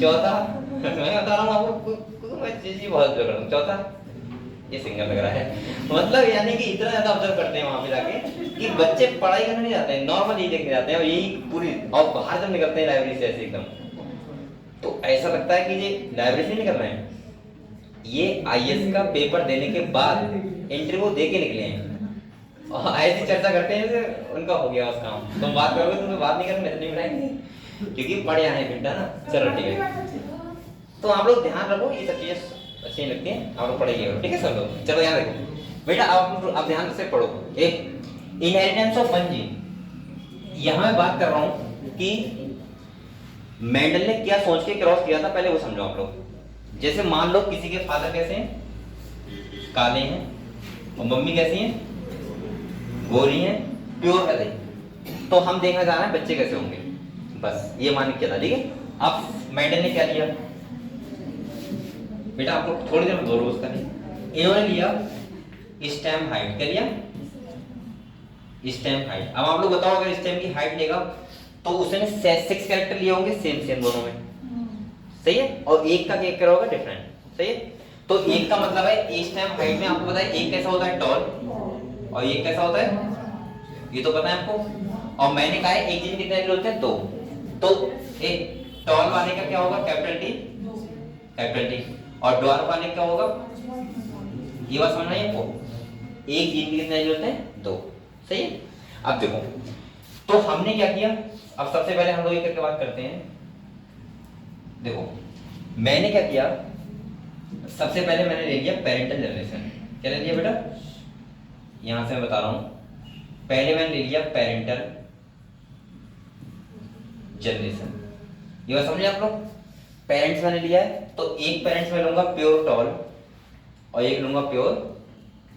अच्छा एक बार बताओ मुझे ये कैसे पता लगा कि ये टॉल प्योर है, क्योंकि मैं बेटा यहाँ पे एल ले रहा हूँ, कैपिटल टी मेरे तो दिख रहे हैं ना, वैसे नहीं दिख सकते आप, ऐसे दिख रहे हैं। तो मैंने यहाँ ले लिया कैपिटल टी और यहाँ ले लिया स्मॉल टी, जिससे मुझे पता है कि प्योर टॉल है, ये प्योर ड्वार्फ है। आपको पता होना चाहिए कि अगर पेरेंट्स हैं तो उनके गैमेट भी तो बनेंगे। गैमेट क्या समझ रहे हैं आप लोग, यहाँ पे जब भी गैमेट बनते हैं तो एलील क्या होते हैं, सेपरेट, क्या होते हैं, ये क्यों होते हैं, अब तो तुम्हें थोड़ा और नॉलेज बढ़ेगी। हम कहते हैं हमेशा कि 23 क्रोमोसोम पापा के पास होते हैं, 23 क्रोमोसोम मम्मी से आते हैं, ये बात हम बोल देते हैं। अब आपको यहाँ समझ में आएगा एक्चुअली में, तभी तो मैं कहता हूँ कि 23 ऐसे मत बोलना कि 46 में से कोई से 23 आ जाते हैं। 23 पेयर का एक क्रोमोसोम आता है एक सेल के पास गैमेट में, और ये उसी पेयर का दूसरा क्रोमोसोम दूसरे गैमेट के पास। जैसे मान लो बेटा यहाँ देखो, 23 पेयर क्रोमोसोम किसके पास है, पापा के पास है, पापा की सेल में 23 पेयर होंगे, मम्मी के पास भी कितने, 23 पेयर। मैं एक पेयर क्रोमोसोम दिखा रहा हूँ, ये 1 पेयर क्रोमोसोम है, ऐसे कितने होंगे, 23 पेयर यानी 46। तो ये वाला पापा के एक स्पर्म में आएगा, ये स्पर्म है, तो एक क्या आएगा यहाँ, और एक कौन से जाएगा, दूसरे स्पर्म में, अरे सॉरी एक ही बनाना है, हाँ। अब आप लोग बताओ, ये सेल हैप्लॉइड नहीं हो गई है, ये डिप्लॉइड थी ना, और ये कैसी हो गई, हैप्लॉइड। यही तो एक्चुअली में करते हैं। तो यहाँ पे मेंडल ने क्या किया, मेंडल ने एक, अब देखो मैं गैमेट बना रहा हूँ, क्या बना रहा हूँ, गैमेट। बेटा आप लोग बताओ, क्या कैपिटल टी अलग नहीं हो जाएगा, और एक कैपिटल टी क्या हो जाएगा अलग, तभी तो मैं कहता हूँ 50% स्पर्म कैसे होते हैं, एक्स वाले, 50 होते हैं वाई वाले, मतलब 22 प्लस एक्स 50% स्पर्म, 50% स्पर्म होते हैं 22 प्लस वाई, ठीक है। तो ऐसे ही हमने क्या किया, कैपिटल टी अलग कर लिया। ऐसे ही यहाँ पे हमने गैमेट बनाएंगे, तो मम्मी का एक है स्मॉल टी और स्मॉल टी, ये हो गया, समझे आप लोग, गैमेट बन गए। गैमेट तो समझ गए कैसे बने, हमने हाइब्रिड कर लिया, सारे बस खाली डिप्लॉइड था, हाइब्रिड कर लिया। अब देखो एक दूसरा सुनो, अब मुझे इनका क्रॉस कराना है, क्या कराना है, क्रॉस। अब आप लोग बताओ, मान लो एक मेल है एक फीमेल है, 50% स्पर्म कैसे हैं, एक्स वाले, 50 में वाई वाले। फीमेल के एक 50% वाला, एक 50% वाला, ठीक है, एक्स वाला दोनों। ये बताओ क्या कोई निश्चित होता है कि कौन सा स्पर्म किसको एक को करेगा फर्टिलाइज, दोनों स्पर्म उन दोनों एग को किसी कर सकते हैं, उधर के दोनों एग इधर दोनों किसी कर सकते हैं। तो हम चारों क्रॉस देख लेना करवा के, ठीक है। जैसे देखो यहाँ देखो, एक बार इसका इससे करवा के देख लेना है, बताओ क्या आएगा, ये आएगा। एक हम देख ले रहे हैं इसका, फिर से इससे, इस वाले से, उसी का, तो क्या आएगा, ये समझ में आया, बच्चों को दिखा रहा हूँ मैं, जीनोटाइप। एक ये आएगा तो क्या आएगा बताओ, और ये आएगा तो क्या आएगा। ये समझ में आया आपको? मैंने चारों गैमेट का चारों से करा दिया, मतलब दोनों का इन दोनों से, इन दोनों का इन दोनों से, मतलब कोई भी कंडीशन बने लेकिन हमारे पास रिजल्ट होना चाहिए। सही है। तो हमने देखा कि सब में कैसी कंडीशन आई, हेटेरोजाइगस, इसको बोलते हैं हेटेरोजाइगस। देखो अगर स्मॉल टी है तो क्या कैसी कंडीशन होगी, होमोजाइगस। अगर कैपिटल टी तो कैसी होगी, होमोजाइगस। लेकिन अगर कैपिटल टी स्मॉल टी है तो कैसी होगी, हेटेरोजाइगस। क्लियर हुआ? अब देखो बेटा ये कंडीशन कौन सी है, हेटेरोजाइगस है। अब आप लोग एक बात तो मुझे और बताओ, सुनो, ये आपको तो दिख रहा है, कहाँ जा रहे हो? अरे कैसे आदमी इतना इंपॉर्टेंट चल रहा है, तुम कहाँ भाग रहे हो? तो अभी रुक जाओ, मैं को पिता मैं वहां जाना ट्राई करने। अरे यार मेरे समझ नहीं आता। अब ये बताओ, जीनोटाइप पे हमें दिख रहा है ना, हमें दिख रहा है जीनोटाइप, हम तो बता देंगे, लेकिन क्या मेंटल दिख रहा होगा? नहीं। उन्हें सारे के सारे प्लांट कैसे मिले, डॉल। समझे आप लोग? अब मेंटल चक्कर में पड़ गए कि मैंने एक तो लिया था टॉल वाला, एक डॉल वाला। डॉल वाला कैरेक्टर कहाँ गया, क्योंकि सभी बच्चे कैसे हैं, टॉल। अब उस टाइम ये नहीं जानते थे कि हेटेरोजाइगस कंडीशन क्या होती है, इन्हें क्या पता, इन्हें जो पता टॉल दिख रहे हैं सारे। अब आप लोग बताओ ये जनरेशन कौन सी होगी बेटा, F1। F1 का मतलब है पहली जनरेशन है, ठीक है। अब इन्हें देखना ये था, मान लो एक केस पता है कैसा बन रहा है, पापा गोरे, मम्मी काली, बच्चे सारे गोरे। अब चक्कर में रहोगे मम्मी वाला कैरेक्टर कहाँ गया भाई, मम्मी के तो आधे क्रोमोसोम आए ना, आए। अब देखो ये तभी तो मेंटल कर रहे थे, क्योंकि बेटा मेंटल ये हम लोग ये कहते थे कि पापा से गैमीट आए मम्मी से आए, इसीलिए अब बच्चा क्या है उन्हीं तरह बनेगा। लेकिन भाई पापा मम्मी कारे बोले भी तो हैं, तो बच्चा दो कलर का होना चाहिए, ये बच्चा ऐसा होना चाहिए बीच का होना चाहिए, लेकिन खाली गोरा है तो इस मम्मी कैरेक्टर कहाँ गया, यही तो वेरिएशन है, समझ गए? अब देखो आइए समझाऊंगा क्यों हो रहा है, ठीक है, रुक जाओ। अब इन्होंने क्या किया, इन्हीं की भी सेल्फिंग करा दी, मतलब इन्हीं का इन्हीं से क्रॉस करा दिया। वो देखना ही चाह रहे थे कि वो केस कहाँ गया बोना वाला, ठीक है। और जब इन्होंने सेल्फिंग कराई तो आप लोग बताओ, यहाँ इन्होंने एक तरफ लिया कैपिटल टी स्मॉल टी और एक तरफ लिया कैपिटल टी, सेल्फिंग हो रही है ना इनके बीच। अब आप क्या बनाओगे, गैमीट बनाओगे, तो गैमीट बनाओगे तो इसका ये बन जाएगा, इसका ये बन जाएगा, इसका ये और इसका ये समझ गए, गैमीट बन गया। और बेटा जब गैमीट बनाए तो क्रॉस फिर से कराओ, इसका इससे कराओगे तो क्या आएगा बताओ, कैपिटल टी आएगा। इसका इससे कराओगे क्या आएगा, इसका इससे कराओगे तो हमेशा कैपिटल टी पहले रखा करो, ठीक है। तो कैपिटल टी स्मॉल टी और इसका इससे कराओगे तो क्या आएगा, आगे होने वाला कैरेक्टर। अब इन्होंने देखा तो इन्होंने ये देखा कि तीन तो इन्हें दिख रहे थे टॉल, और एक क्या दिख रहा था, ड्वार्फ। यानी कि इन्होंने जो रेशियो देखा तो दो रेशियो आएंगे, एक आएगा फिनोटाइपिक रेशियो, एक आएगा जीनोटाइपिक रेशियो। तो मैं ऐसे बोल सकता हूँ, दिख रहा है बहुत छोटा, चलो यार देखो, एक तो आएगा बेटा फिनोटाइपिक रेशियो और एक आएगा जीनोटाइपिक। एक बात मैं बताऊं आप लोग यहाँ पे, अगर मैं फिनोटाइपिक की बात करूँ, आप लोग बताओ ना, ये प्लांट बताओ कैसे दिखेगा, टॉल, ये वाला टॉल, ये वाला, तो तीन तो दिख रहा है टॉल आपको, तो फिनोटाइपिक में तीन दिख रहे हैं आपको टॉल, और एक कैसे दिख रहा है, ड्वार्फ। तो 3:1। लेकिन हम अभी जीनोटाइप भी देख सकते हैं क्योंकि हमने क्रॉस कराया, सिंपलाइज किया है। तो आप लोग बताओ, ये तो प्योर टॉल है, लेकिन ये कैसा है, हेटेरोजाइगस, मतलब ना प्योर टॉल है और ना ही दिख रहा है हमको टॉल, लेकिन प्योर टॉल नहीं है, खाली टॉल है। और ये कैसा है, प्योर। तो जीनोटाइप रेशियो क्या आएगा इसका, 1। पहले अभी आपको समझ नहीं आया, मुझे पता है, लेकिन रुक जाओ, अब मैं कुछ और तरीके से समझा रहा हूँ। ये समझ गया हूँ, जीनोटाइप। दूसरा सुनो, अब सुनो आप लोग, अब आपको समझ में आएगा कि इनने क्या करना चाहा था। देखो अभी मैं ये हटा नहीं रहा हूं, अब यहां देखो, मान लो बेटा फादर कैसे हैं, गोरे, और मम्मी कैसी हैं, काली। इनका क्रॉस हुआ, बच्चे सारे कैसे हो गए, सब बच्चे गोरे हो गए, ठीक है। सुनो सुनो, अब काला वाला कैरेक्टर कहां गया। अब मान लो ये चाह रहा है, जो गोरा ये लड़का है, इसने बाइक भी कैसे कर ली, अरे कैसे गोरा गोरी चल रहा है यहाँ पे, फेयर बोलो इंग्लिश में, फेयर। ये कैसा होगा, फेयर। और बेटा इसकी बाइक भी कैसी है, फेयर। लेकिन ये ध्यान रखना है, मेंटल एक समझा रहे थे, अब बेटे जब इनका क्रॉस होगा गोरा, अब फेयर लवली नहीं कि फेयर लवली, अरे होगा जैसा होगा मान लो। अब देखो पहले मैं इंग्लिश नहीं पढ़ा रहा हूँ, यहाँ देखो अब आप लोग क्या समझ रहे हो, देखो दोनों फेयर हैं, दोनों फेयर है ना, लेकिन इनका बच्चा कैसा हो सकता है, डार्क। यही तो मेंटल ने समझाया था खाली, इनका इस टाइप से कैरेक्टर क्या होते हैं, जाते हैं। अब आपको चाहिए कि नहीं मेरा बच्चा तो फेयर होना चाहिए, बिल्कुल भी डार्क ना हो, तो आप क्या करोगे, जब यहाँ पे आप लोग ये था, ये तो फेयर था, लेकिन इसके मम्मी पापा देखने देखते हो मम्मी कैसे हैं, इसका मतलब ये है, मैं समझ के देख के कि इसके पास ये फेयर तो है, लेकिन इसके पास कंडीशन कौन सी होगी, हेटेरो जाएगा, कौन सी होगी, इसके पास कंडीशन होगी कैपिटल टी, ये वाली। ये हो सकता है इसमें दोनों गोरे हो, तो इसके पास तो कौन सी कंडीशन होगी, प्योर वाली।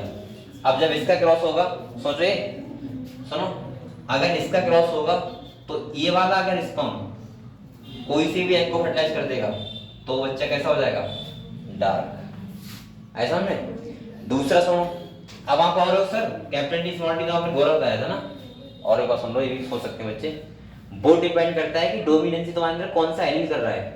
ये कहीं लिखा नहीं है कि कैपिटल टी ही डोमिनेंट रहेगा, वो तो मेंडल ने क्रॉस करके बता दिया था कि ये कैपिटल टी डोमिनेंट रहेगा।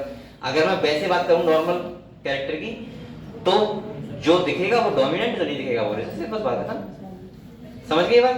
तो अब देखो क्या देखना है आपको, अब आप जाओ तो ध्यान रखना, इनके भी फादर मम्मी देखना है, ठीक है सही है, चाहे भले पापा नाराज ना, कहते ना मैं जेनेटिक्स जानता हूँ, और जेनेटिक्स जानता हूँ तो फिर क्या करूँ बताऊँ, मजबूरी है, कहना मत ना, वरना बहुत पिटोगे का तुम तुम्हारे फादर भी मारेंगे, लड़की वाले के फादर मारेंगे, ठीक है, साथ में कहेंगे सारे तुम्हें लड़की शादी कर रहा है, वैसे कर रहा है, तो ध्यान रखना है। लेकिन आप लोग जेनेटिक्स समझ गए क्या होती है, तो मेंडल ने यहाँ पे क्या बताया कंक्लूजन, कैरेक्टर ट्रांसफर होते हैं लेकिन इस रेशियो में होते हैं। अब देखो यहाँ पे देखो, अगर मान लो क्वेश्चन ऐसे भी आता है बेटा, अगर मेंडल ने ये देखो 500 टॉल लिए, 500 क्या लिए ड्वार्फ, आपसे पूछने लगे बताओ ड्वार्फ कितने बच्चे होंगे F2 जनरेशन में, कितने होंगे बताओ, F2 में, F2 जनरेशन में ड्वार्फ कितने बच्चे होंगे,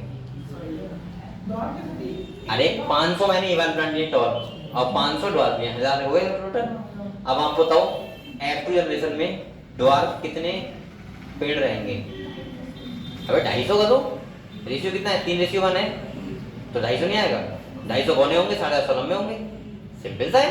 ऐसे क्वेश्चन जेनेटिक्स में बहुत आते हैं, समझ नहीं समझे आप लोग। अरे अगर मान लो मैंने 500 ही लिए, 500 ही लिए, सही है, और वो कह रहा है कि हमने इन्हें क्रॉस कराया है।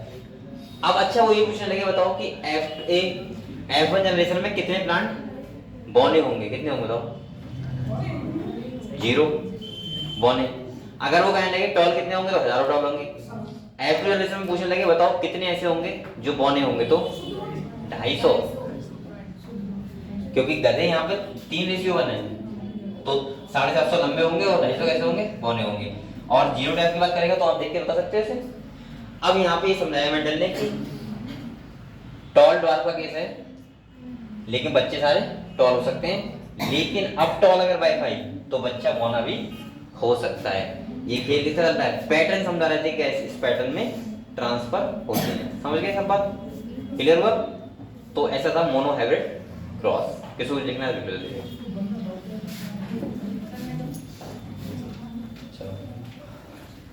और आप लोग बेटा जेनेटिक्स को अगर सही से पढ़ना है तो आपको डेली आना पड़ेगा, ठीक है, जो छुट्टी करेगा फिर गारंटी बोल लेना कि आपको समझ आनी आ रहा है, क्योंकि मैं वैसे मेरी गारंटी है, लेकिन छुट्टी मत करना किसी तरीके से।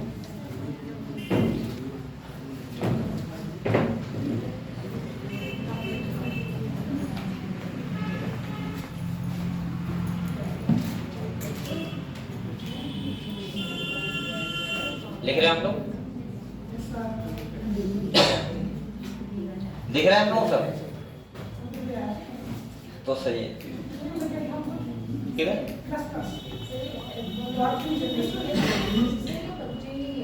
क्या ये F1 ये जनरेशन में बच्चे हैं, गैमेट्स ना, कौन से? हाँ ये 4 टाइप के तो मिलेंगे अगर 4 क्रॉस कराओगे तो। हाँ 4 पॉसिबिलिटी हो सकती हैं। गैमेट तो ये वाले हैं, देखो ये वाले गैमेट ऊपर, लेकिन 4 पॉसिबिलिटी हो सकती है ना।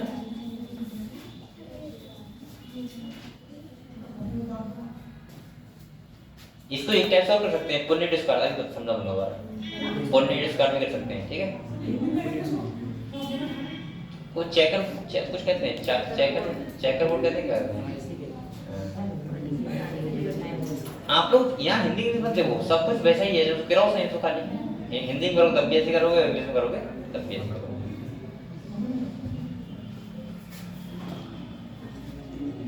और बेटा एक बात ध्यान रखना, जेनेटिक्स का बहुत हर जगह बहुत है, इसीलिए सही से पढ़ लेना। यही नहीं मतलब आप बीएससी कर रहे हो तो वहां भी आपको देखने को मिलेगा बहुत ज्यादा पोर्शन है, मिलता है। देखो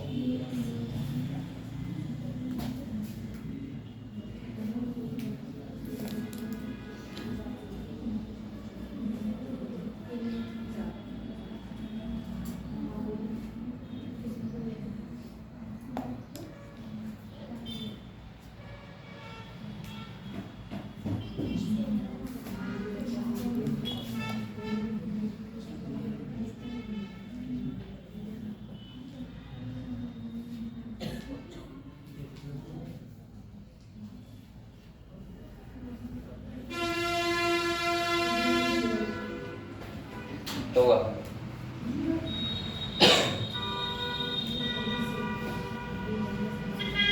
और ये तीनों चैप्टर बहुत इंटरेस्टिंग है, ठीक है। जैसे पहला हम लोग ये पढ़ रहे हैं, दूसरा पढ़ेंगे डीएनए से कैसे आरएनए बनता है, कैसे प्रोटीन बनता है, कैसे हमारी बॉडी में प्रोटीन बन रहा है, ठीक है। और तीसरा चैप्टर है इवोल्यूशन, जो वो भी इंटरेस्टिंग चैप्टर है। तो आप लोग तीनों बहुत अच्छे से पढ़ने हैं। और 12th का सबसे इंपॉर्टेंट पोर्शन यही वाला है, समझ रहे हो। दूसरा बायोटेक्नोलॉजी है, वो भी समझेंगे, ठीक है।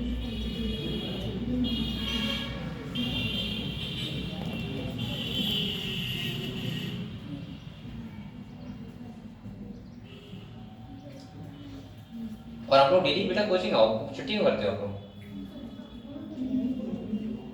तुम लोग कहाँ से? तुम लोग हाँ घरेलू करो। और तुम? अरे कल बात, उससे पहले की बात कर रहा हूँ, इससे पहले 2 दिन ही है। ये नहीं आई थी, 2 दिन आई, तुम भी 2 दिन नहीं आई थी। हाँ देखो, मतलब इतना ध्यान नहीं है कि आप खुद का ध्यान नहीं है। और कौन नहीं आया था? पीछे 3 लोग बैठे हैं। कभी तुम 3 लोग साथ साथ नहीं आते हो? साले नहीं, बताओ आई क्यों नहीं थी?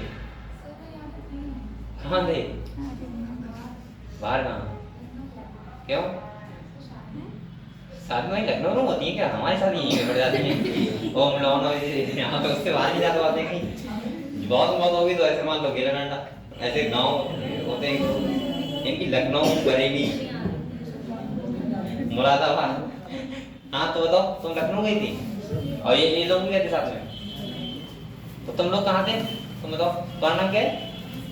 कनिष्का। हाँ बताओ, झूठ मत बोलो, सही बताओ, मैं कुछ नहीं कहूँगा। तुम लोग साथ शादी बनी क्या? और तुम्हारा नाम क्या है? नाम का हैं? कशिश। हाँ कैसे बताओ? इन लोगों के चक्कर से नहीं आए हैं? बहुत बढ़िया, बहुत बढ़िया। तो लखनऊ में किसकी शादी थी? मामा की लड़की। पर मामा लखनऊ रहते हैं इतना दूर? तो तुम्हारे फादर ने इतनी दूर शादी की लखनऊ से? अरे भाई चलो ठीक है। मुझे तो लगता है कि 40 किलोमीटर दूर से अगर रिश्ता ज्यादा है ना, तो मुझे लगता है कितना अजीब है यार कि इतना दूर कौन जाए। फिर लखनऊ बताओ मतलब।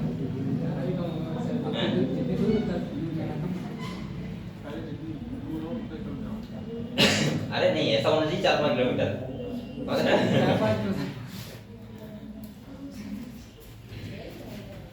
फिर रिस्पेक्ट नहीं रहती क्यों? डेली जाओ। अभी शादियों का सीन चल रहा है ना, बहुत शादियां हो रही, डेली दावत रहती है।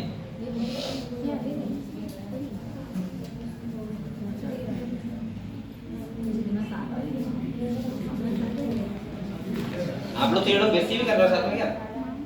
बीएससी कर रहे हो आप लोग? नहीं कर रहे हो? तीनों नहीं कर रहे हो? 12th हो गया? कब हुआ? इसी साल? अच्छा तो सही है, तो तैयारी करो अच्छे से। जब बीएससी भी नहीं कर रहे तो फिर तैयारी करो अच्छे से। और वो तैयारी करोगे डेली कोचिंग आओगे, ठीक है? छुट्टी मत करो। एक का शादी करने के बाद है, अब शादी में मत जाना, ठीक है? और फिर तुम चले जाओ।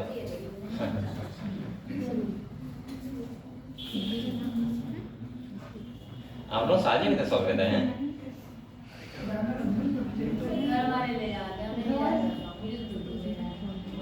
घर वाले जबरदस्ती करते हैं चलने चलना है। अरे तो मुझे पता है ना, तुम रोते हुए भी जाएंगे।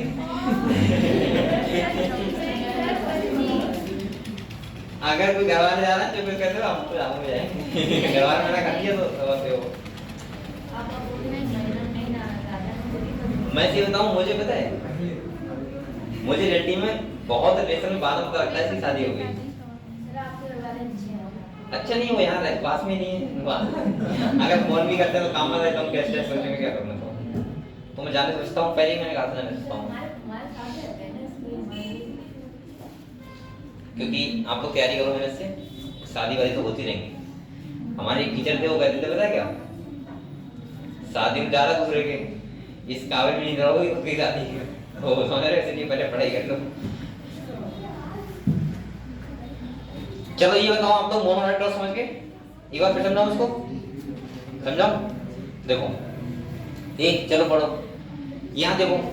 आज मतलब एनसीईआरटी नहीं हुआ, ये सिर्फ चलता रहेगा। चलो कोई बात नहीं, कल कर लेंगे ना उसके। ये देखो बेटा, यहाँ समझ लो आप लोग।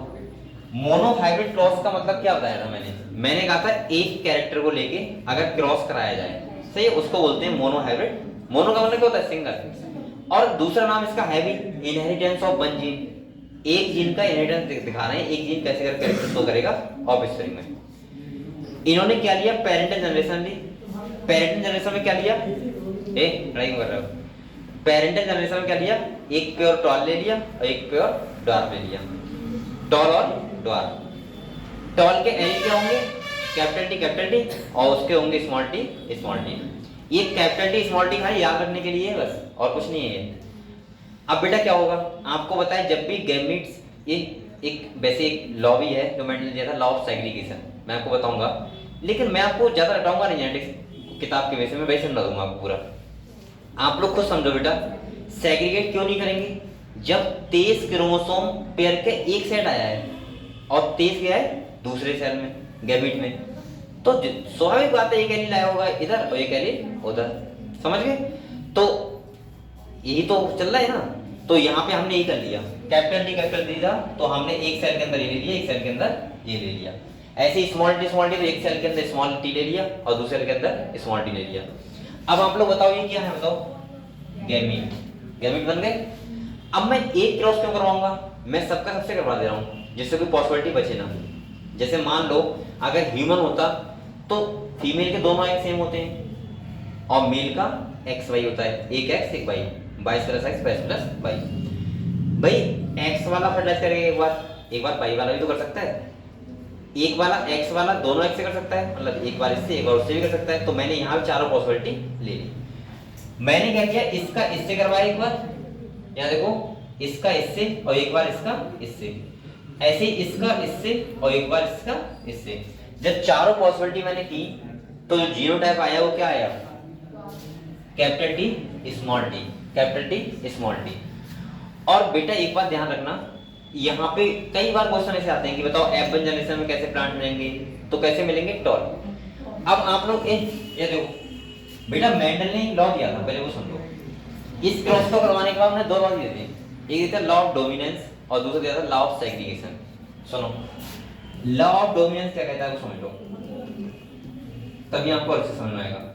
यहाँ देखो, लॉ ऑफ डोमिनेंस ये कहता है कि अगर कैपिटल टी स्मॉल टी है, ये कंडीशन कौन सी है? हेटेरोजाइगस। कौन सी है बेटा? हेटेरोजाइगस कंडीशन है। और हेटेरोजाइगस कंडीशन में तो उन्होंने ये कहा था, हमेशा जो कैरेक्टर डोमिनेंट, मतलब जो दिख रहा है तुम्हें, वो कैरेक्टर कैसा होगा, डोमिनेंट होगा। तो यहाँ पे ये इसके ऊपर क्या करेगा, क्या शो करेगा, डोमिनेंस है। यानी कि हमेशा ही प्लांट कैसा दिखेगा तुम्हें, टॉल। अब आपको मन में क्वेश्चन आ रहा होगा, हालांकि क्वेश्चन तो आपको मन में बिल्कुल नहीं आते, लेकिन बता रहा हूँ आपको मन में क्वेश्चन आ रहा होगा, सर ये वाला ही डोमिनेंस शो क्यों कर रहा है, ये वाला क्यों नहीं कर रहा है। भाई वो वाला भी तो कर सकता है, लेकिन क्यों नहीं कर रहा है। दूसरा आप लोग ये कह सकते हो कि सर टॉल, अब ये एक बात और सुनो, अगर आपको ये पता लगाना है कौन सा कैरेक्टर डोमिनेंट होता है कौन सा रिसेसिव होता है, तो आप हेटेरोजाइगस में जो दिख रहा हो प्लांट में किसी में भी वो किसका क्या है, डोमिनेंट है। जैसे ये वाला प्लांट में डोमिनेंट, वैसे हवा में नहीं कह रहा हूँ, कैपिटल डी स्मॉल टॉल होगा। ये टॉल प्लांट दिख रहे थे सभी, और कंडीशन कौन सी थी, हेटेरोजाइगस। क्योंकि जब मैंने एक प्योर टॉल लिया है एक प्योर डार्क लिया है, जब क्रॉस कराया होगा तो हमेशा ही हेटेरोजाइगस कंडीशन होगी, और हेटेरोजाइगस कंडीशन में हमें क्या दिख रहा है, टॉल दिख रहा है। तो इसका मतलब डोमिनेंट यहाँ पे क्या है, कैपिटल टी, यानी कि टॉल डोमिनेंट है, और इससे क्या है, डार्क। ये बात समझे आप लोग। लेकिन क्यों है ये भी तो होना चाहिए। तो देखो इसके 3 रीजन हो सकते हैं। क्या रीजन, 3। जैसे मान लो मैंने एग्जाम्पल बताया, छोटा भाई और बड़ा भाई।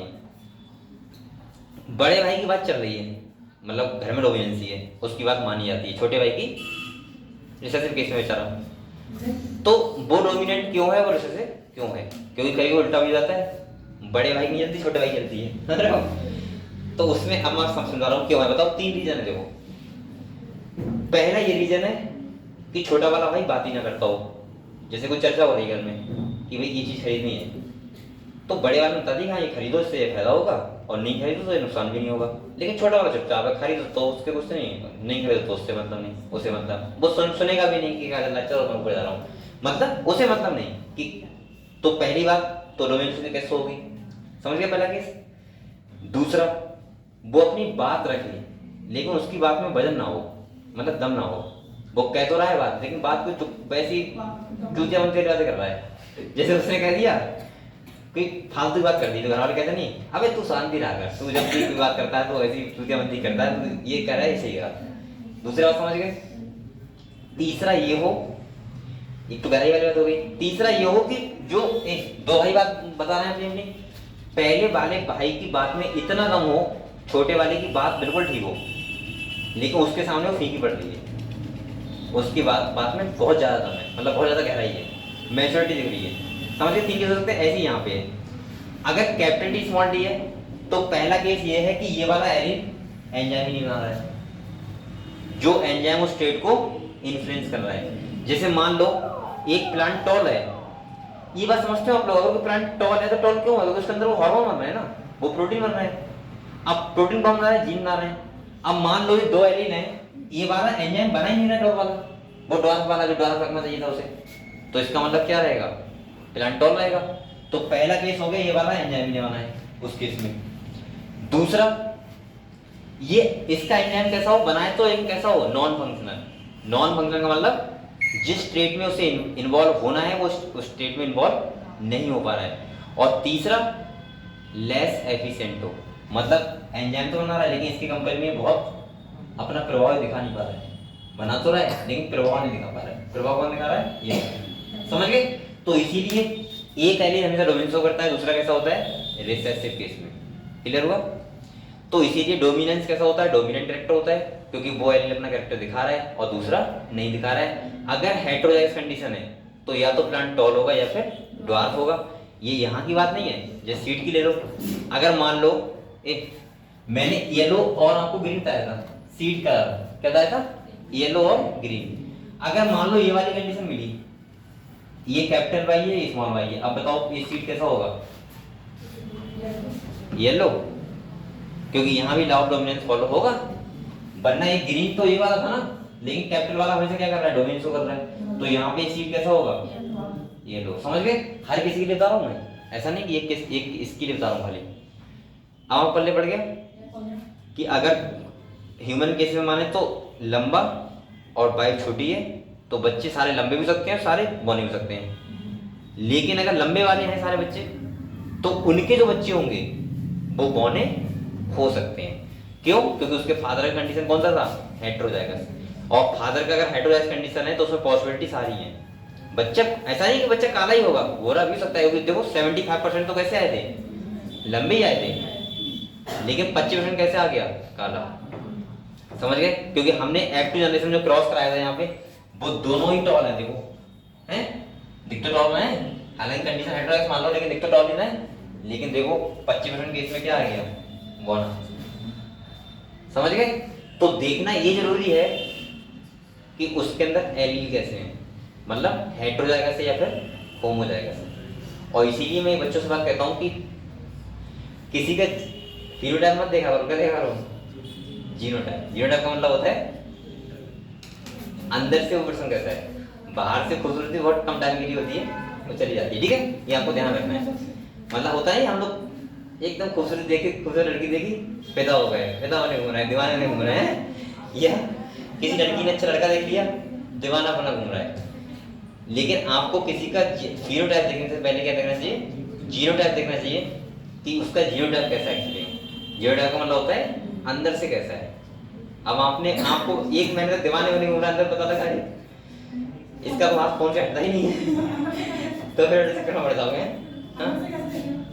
अंदर से अरे तू किसकी बात कर रहा है, इधर देख, मैंने अच्छा ठीक है, यहाँ देखो, ए अंदर से का मतलब है, चलो मैं बता रहा हूँ, समझा रहा हूँ, वो भी समझा रहा हूँ। क्यों जरूरी है कि भाई ये वाली बात क्यों अपनाते हो, किसी का तुमने फिनोटाइप देखा तो मैं बहुत स्मार्ट लग रहा है वो। अब ऐसा ना कि उसने एकदम से तुमसे कुछ कह दिया, तुम भी दीवाने हो, तुमने कुछ कह दिया, ठीक है कल रात लेके आता हूँ, सही है? पहले अगर किसी से दोस्ती बैक कुछ करना भी है तो फिर दोस्त बनाओ से ना, दोस्ती में हाँ भी कर सकते हो, ना भी कर सकते हो, कोई दिक्कत नहीं। और दोस्ती का रिश्ता कम से कम 2-3 महीने तक रहना चाहिए, जिससे आप समझ पाओ पूरी तरीके से। उसके बाद बोल देना जो बोलना है, ये चीज है। डायरेक्ट वही बात हड़बड़ी में आदमी सोचता है ना, एकदम से बोल हो जाएगा, पहले समझना चाहिए। भाई ऐसे बहुत लोग मैंने देखे ना, आप लोग विश्वास नहीं मानोगे, वो एक बार रिलेशन में आ जाते हैं, बहुत लगता है कि यार मुझसे ज्यादा दुनिया में प्यार ही नहीं कर रहा है, लड़की को भी लगता है कि यार मुझसे ज्यादा कोई प्यार नहीं कर रहा है, लेकिन रियलिटी पता है क्या है, रियलिटी कुछ और होती है। आप लोग अभी इतने ज्यादा थोड़े इमेच्योर हो जाओगे। अभी मैं सोच रहा कि नहीं इमेच्योर क्या है, हमारी 4 है, मैं नहीं करूंगा 4 से 2 से, ठीक है? ध्यान रखना क्योंकि मुझे पता है इस वक्त हम बच्चे बहुत ज्यादा एक्टिव रहते हैं।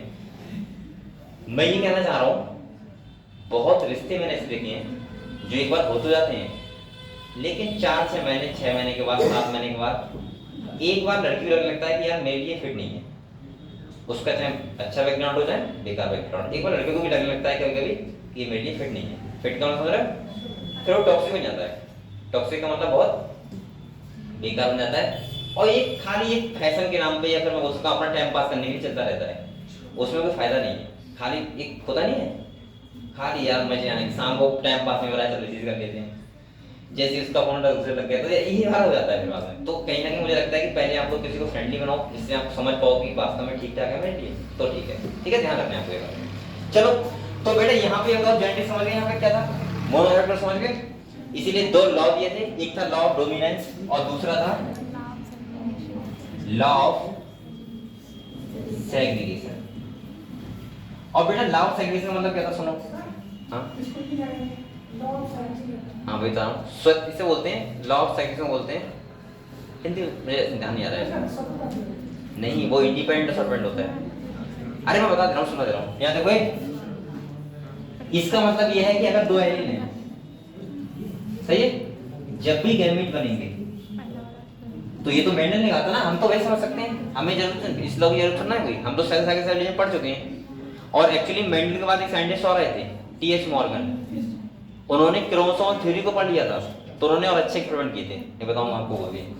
यहाँ देखो बेटा, तो एक एलील ये हो गया और एक एलील ये सेपरेट हो गए, तो हमेशा जब भी गैमीट बनते हैं तो एलील क्या होते हैं, सेपरेट। क्लियर हुआ? क्लियर हुआ? तो इन्होंने दो लॉ दिए थे। हालांकि लॉ ऑफ डोमिनेंस का एक्सेप्शन भी है, इनकम्प्लीट डोमिनेंस। जैसे आपने देखा होगा डॉग फ्लावर होता है स्नैपड्रैगन, उसमें 2 टाइप के फ्लावर आते हैं, मतलब रेड और व्हाइट होते हैं, लेकिन उसमें तीसरा कलर आता है पिंक, ना तो रेड ही आते हैं ना ही व्हाइट, और कलर कैसा होता है, पिंक। तो इनकम्प्लीट डोमिनेंस का है। एक कोडोमिनेंस का भी है, जैसे हमारा ब्लड ग्रुप, वो भी एक्सेप्शन है इसका। भाई मान लो अगर दोनों ही एलील अपना कैरेक्टर शो करना है तो क्या करोगे, जैसे फादर का एक एलील आ गया IA, मम्मी का आ गया IB, बच्चे का हो गया AB, तो दोनों का एलील ने कैरेक्टर शो किया, तो ये एग्जांपल है कोडोमिनेंस का। बताऊं मैं आपको बताऊंगा। पहले हम लोग थोड़ी किताब पढ़ लेते हैं, ठीक है, क्योंकि काफी मैंने समझा दिया आपको, आज पूरे दिन समझाया ही है। थोड़ा सा स्टार्टिंग पढ़ लेते हैं, ठीक है, जेनेटिक्स किताब निकालो बेटा। और अगर आपको इतनी आराम से पढ़ना है और ऐसी समझ के पढ़ना है तो हम डेली कोचिंग आना, ठीक है। जेनेटिक्स में गारंटी दे रहा हूँ, एक भी क्वेश्चन गलत नहीं होगा, एक भी, दो के से भी, ठीक है।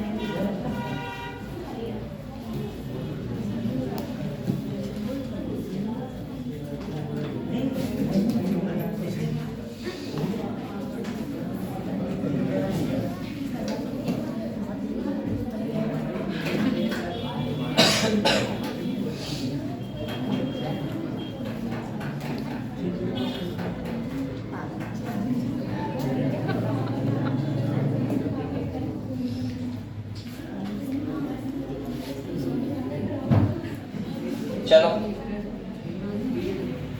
पढ़े बेटा इसको, तो आप लोग किताब निकालो,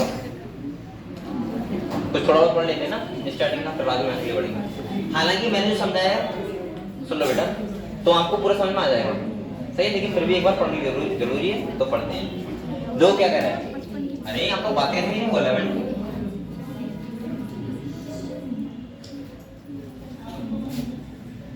तो चैप्टर का नाम जो इनहेरिटेंस है उसका मतलब क्या होता है बच्चों? इनहेरिटेंस का मतलब होता है transfer of character parents to progeny, यानी कि मम्मी पापा से कैरेक्टर बच्चों में जाते हैं तो उसको क्या बोलते हैं? इनहेरिटेंस। और वेरिएशन का मतलब क्या होता है? जो चेंजेस आते हैं उसको बोलते हैं वेरिएशन। उसके हमें प्रिंसिपल समझने हैं यहाँ पे कि किस टाइप से ट्रांसफर होते हैं। तो देखो कह रहा है, have you ever wondered why an elephant always gives birth only to baby elephant and not some other animals. पहले लाइन में लिखा हुआ है कि आप लोगों ने कभी सोचा नहीं है कि एक हाथी का बच्चा, हाथी जो होता है वो हाथी के ही बच्चे को जन्म कर देता है, कोई दूसरा भी तो बन सकता है, सही है। दूसरा बेटा कह रहा है, और भाई a mango seed form only a mango plant not any other plant, कि आम का बीज है तो उससे आम का ही प्लांट आएगा, दूसरा प्लांट नहीं आएगा। ऐसा क्यों होता है? सही है। अगले कह रहे हैं, given that they do are the offspring identical to the parents. अगले कह रहे हैं कि कभी-कभी ऐसा होता है कि जो ऑफस्प्रिंग होते हैं वो बिल्कुल अपने पेरेंट्स की तरह दिखते हैं। फिर ऐसा क्यों होता है? कभी होता है ना कि लड़कियां बिल्कुल मम्मी की तरह दिख रही हैं, होता है ना, आइडेंटिकल कैसे हैं। और दूसरा कह रहा है, all of this show differences in some of their characteristic. और फिर ये कह रहा है कि फिर डिफरेंसेस कैसे आते हैं? डिफरेंस का मतलब सिंपल सा बोल रहा है कि पापा मम्मी गोरे बच्चा काला हो गया, पापा मम्मी काले बच्चा गोरा हो गया, पापा मम्मी लंबे बच्चा बौना हो गया। अगले कह रहा है, have you ever wondered why siblings sometimes look so similar to each other और समटाइम्स इवन सो। आपने देखा हो कभी-कभी ऐसा होता है, ट्विंस जो होते हैं, ट्विंस जुड़वा बच्चे, वो कभी-कभी तो डिफरेंट लगते हैं और कभी-कभी इतने सेम लगते हैं कि आप पहचान नहीं कर पाओगे। मैं ऐसे दो सिबलिंग को जानता हूँ ना, एक को जानता हूँ ट्विंस को। देखो एक बात सुनो, कुछ बच्चे ऐसे होते हैं साफ साफ दिख जाते हैं, ये है, ठीक है। लेकिन मैंने दो ऐसे देखे हैं, मेरा मौसी का घर है शायद वहाँ पे है, उसी मोहल्ले में दो बच्चे हैं, वो काफी बड़े हैं, ठीक है। वो इतने एक जैसे लगते हैं कि आज तक मुझे नहीं पता है, और मैं कम से कम 5 बार आ चुका हूँ अभी तक, इतना तब से मतलब इतना बड़ा हुआ हूँ मैं, 5 बार में मुझे ये नहीं बताया अभी तक कि इसका नाम ये है और इसका नाम ये है। मतलब दोनों के नाम मुझे पता है, लेकिन ये नहीं बताया कि ये वाला नाम किसका है और ये वाला किसका है। समझो इतना सिमिलर है, खाली इतना सिमिलर है वो। और वक्त की बात देखो, दोनों ही आर्मी में लगे हुए हैं, मतलब रेस हुई तो दोनों ही आर्मी में लग गए एक साथ। अब वो ऐसे हैं कि मुझे लगता है कभी कभी तो अगर वो चले जाते होंगे दूसरे के ड्रेस में तो वो लोग नहीं पहचान पाएंगे कि भाई नारी हो। अच्छा सुनो, तो आप लोग ये समझ गए। तो ये कह रहा है कि कभी कभी बहुत सिमिलर होते हैं, कभी कभी अलग होते हैं। ये सब पूरी फिल्म को समझने के लिए जेनेटिक्स में पढ़ते हैं, ठीक है, ये क्या कहानी है।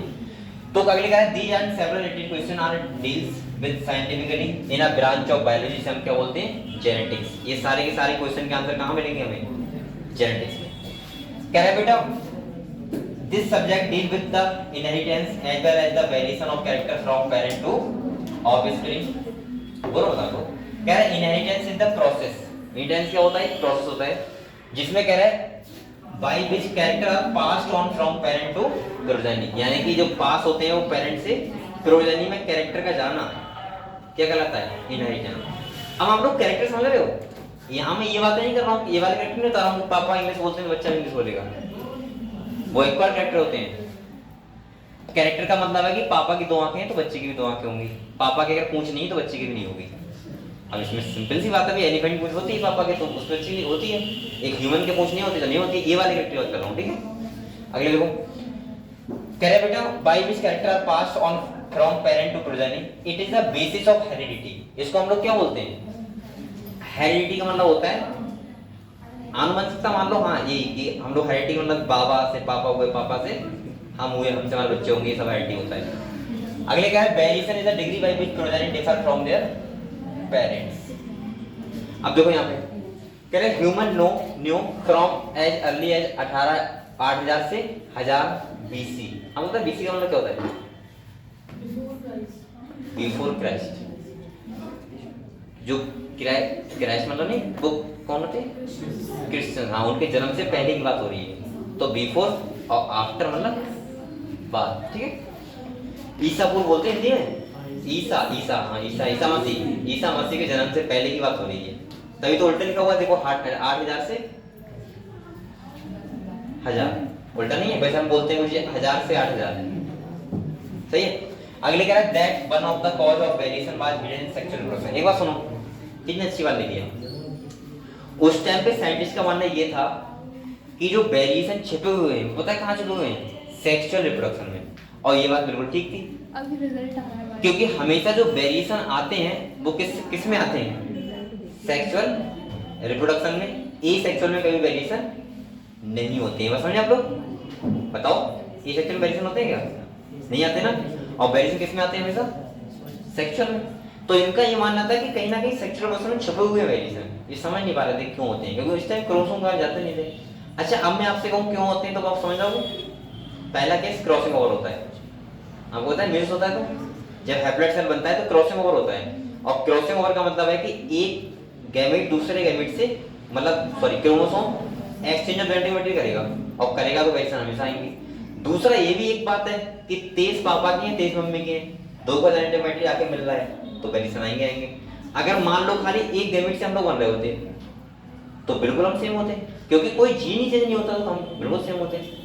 कोई नाइट्रोजनस बेस चेंज, आपको पता है एक नाइट्रोजनस बेस चेंज होने की वजह से उसको बोलते हैं म्यूटेशन। क्या बोलते हैं? और एक खाली सोचो 3 बिलियन नाइट्रोजन बेस है हमारे डीएनए में, 3 बिलियन।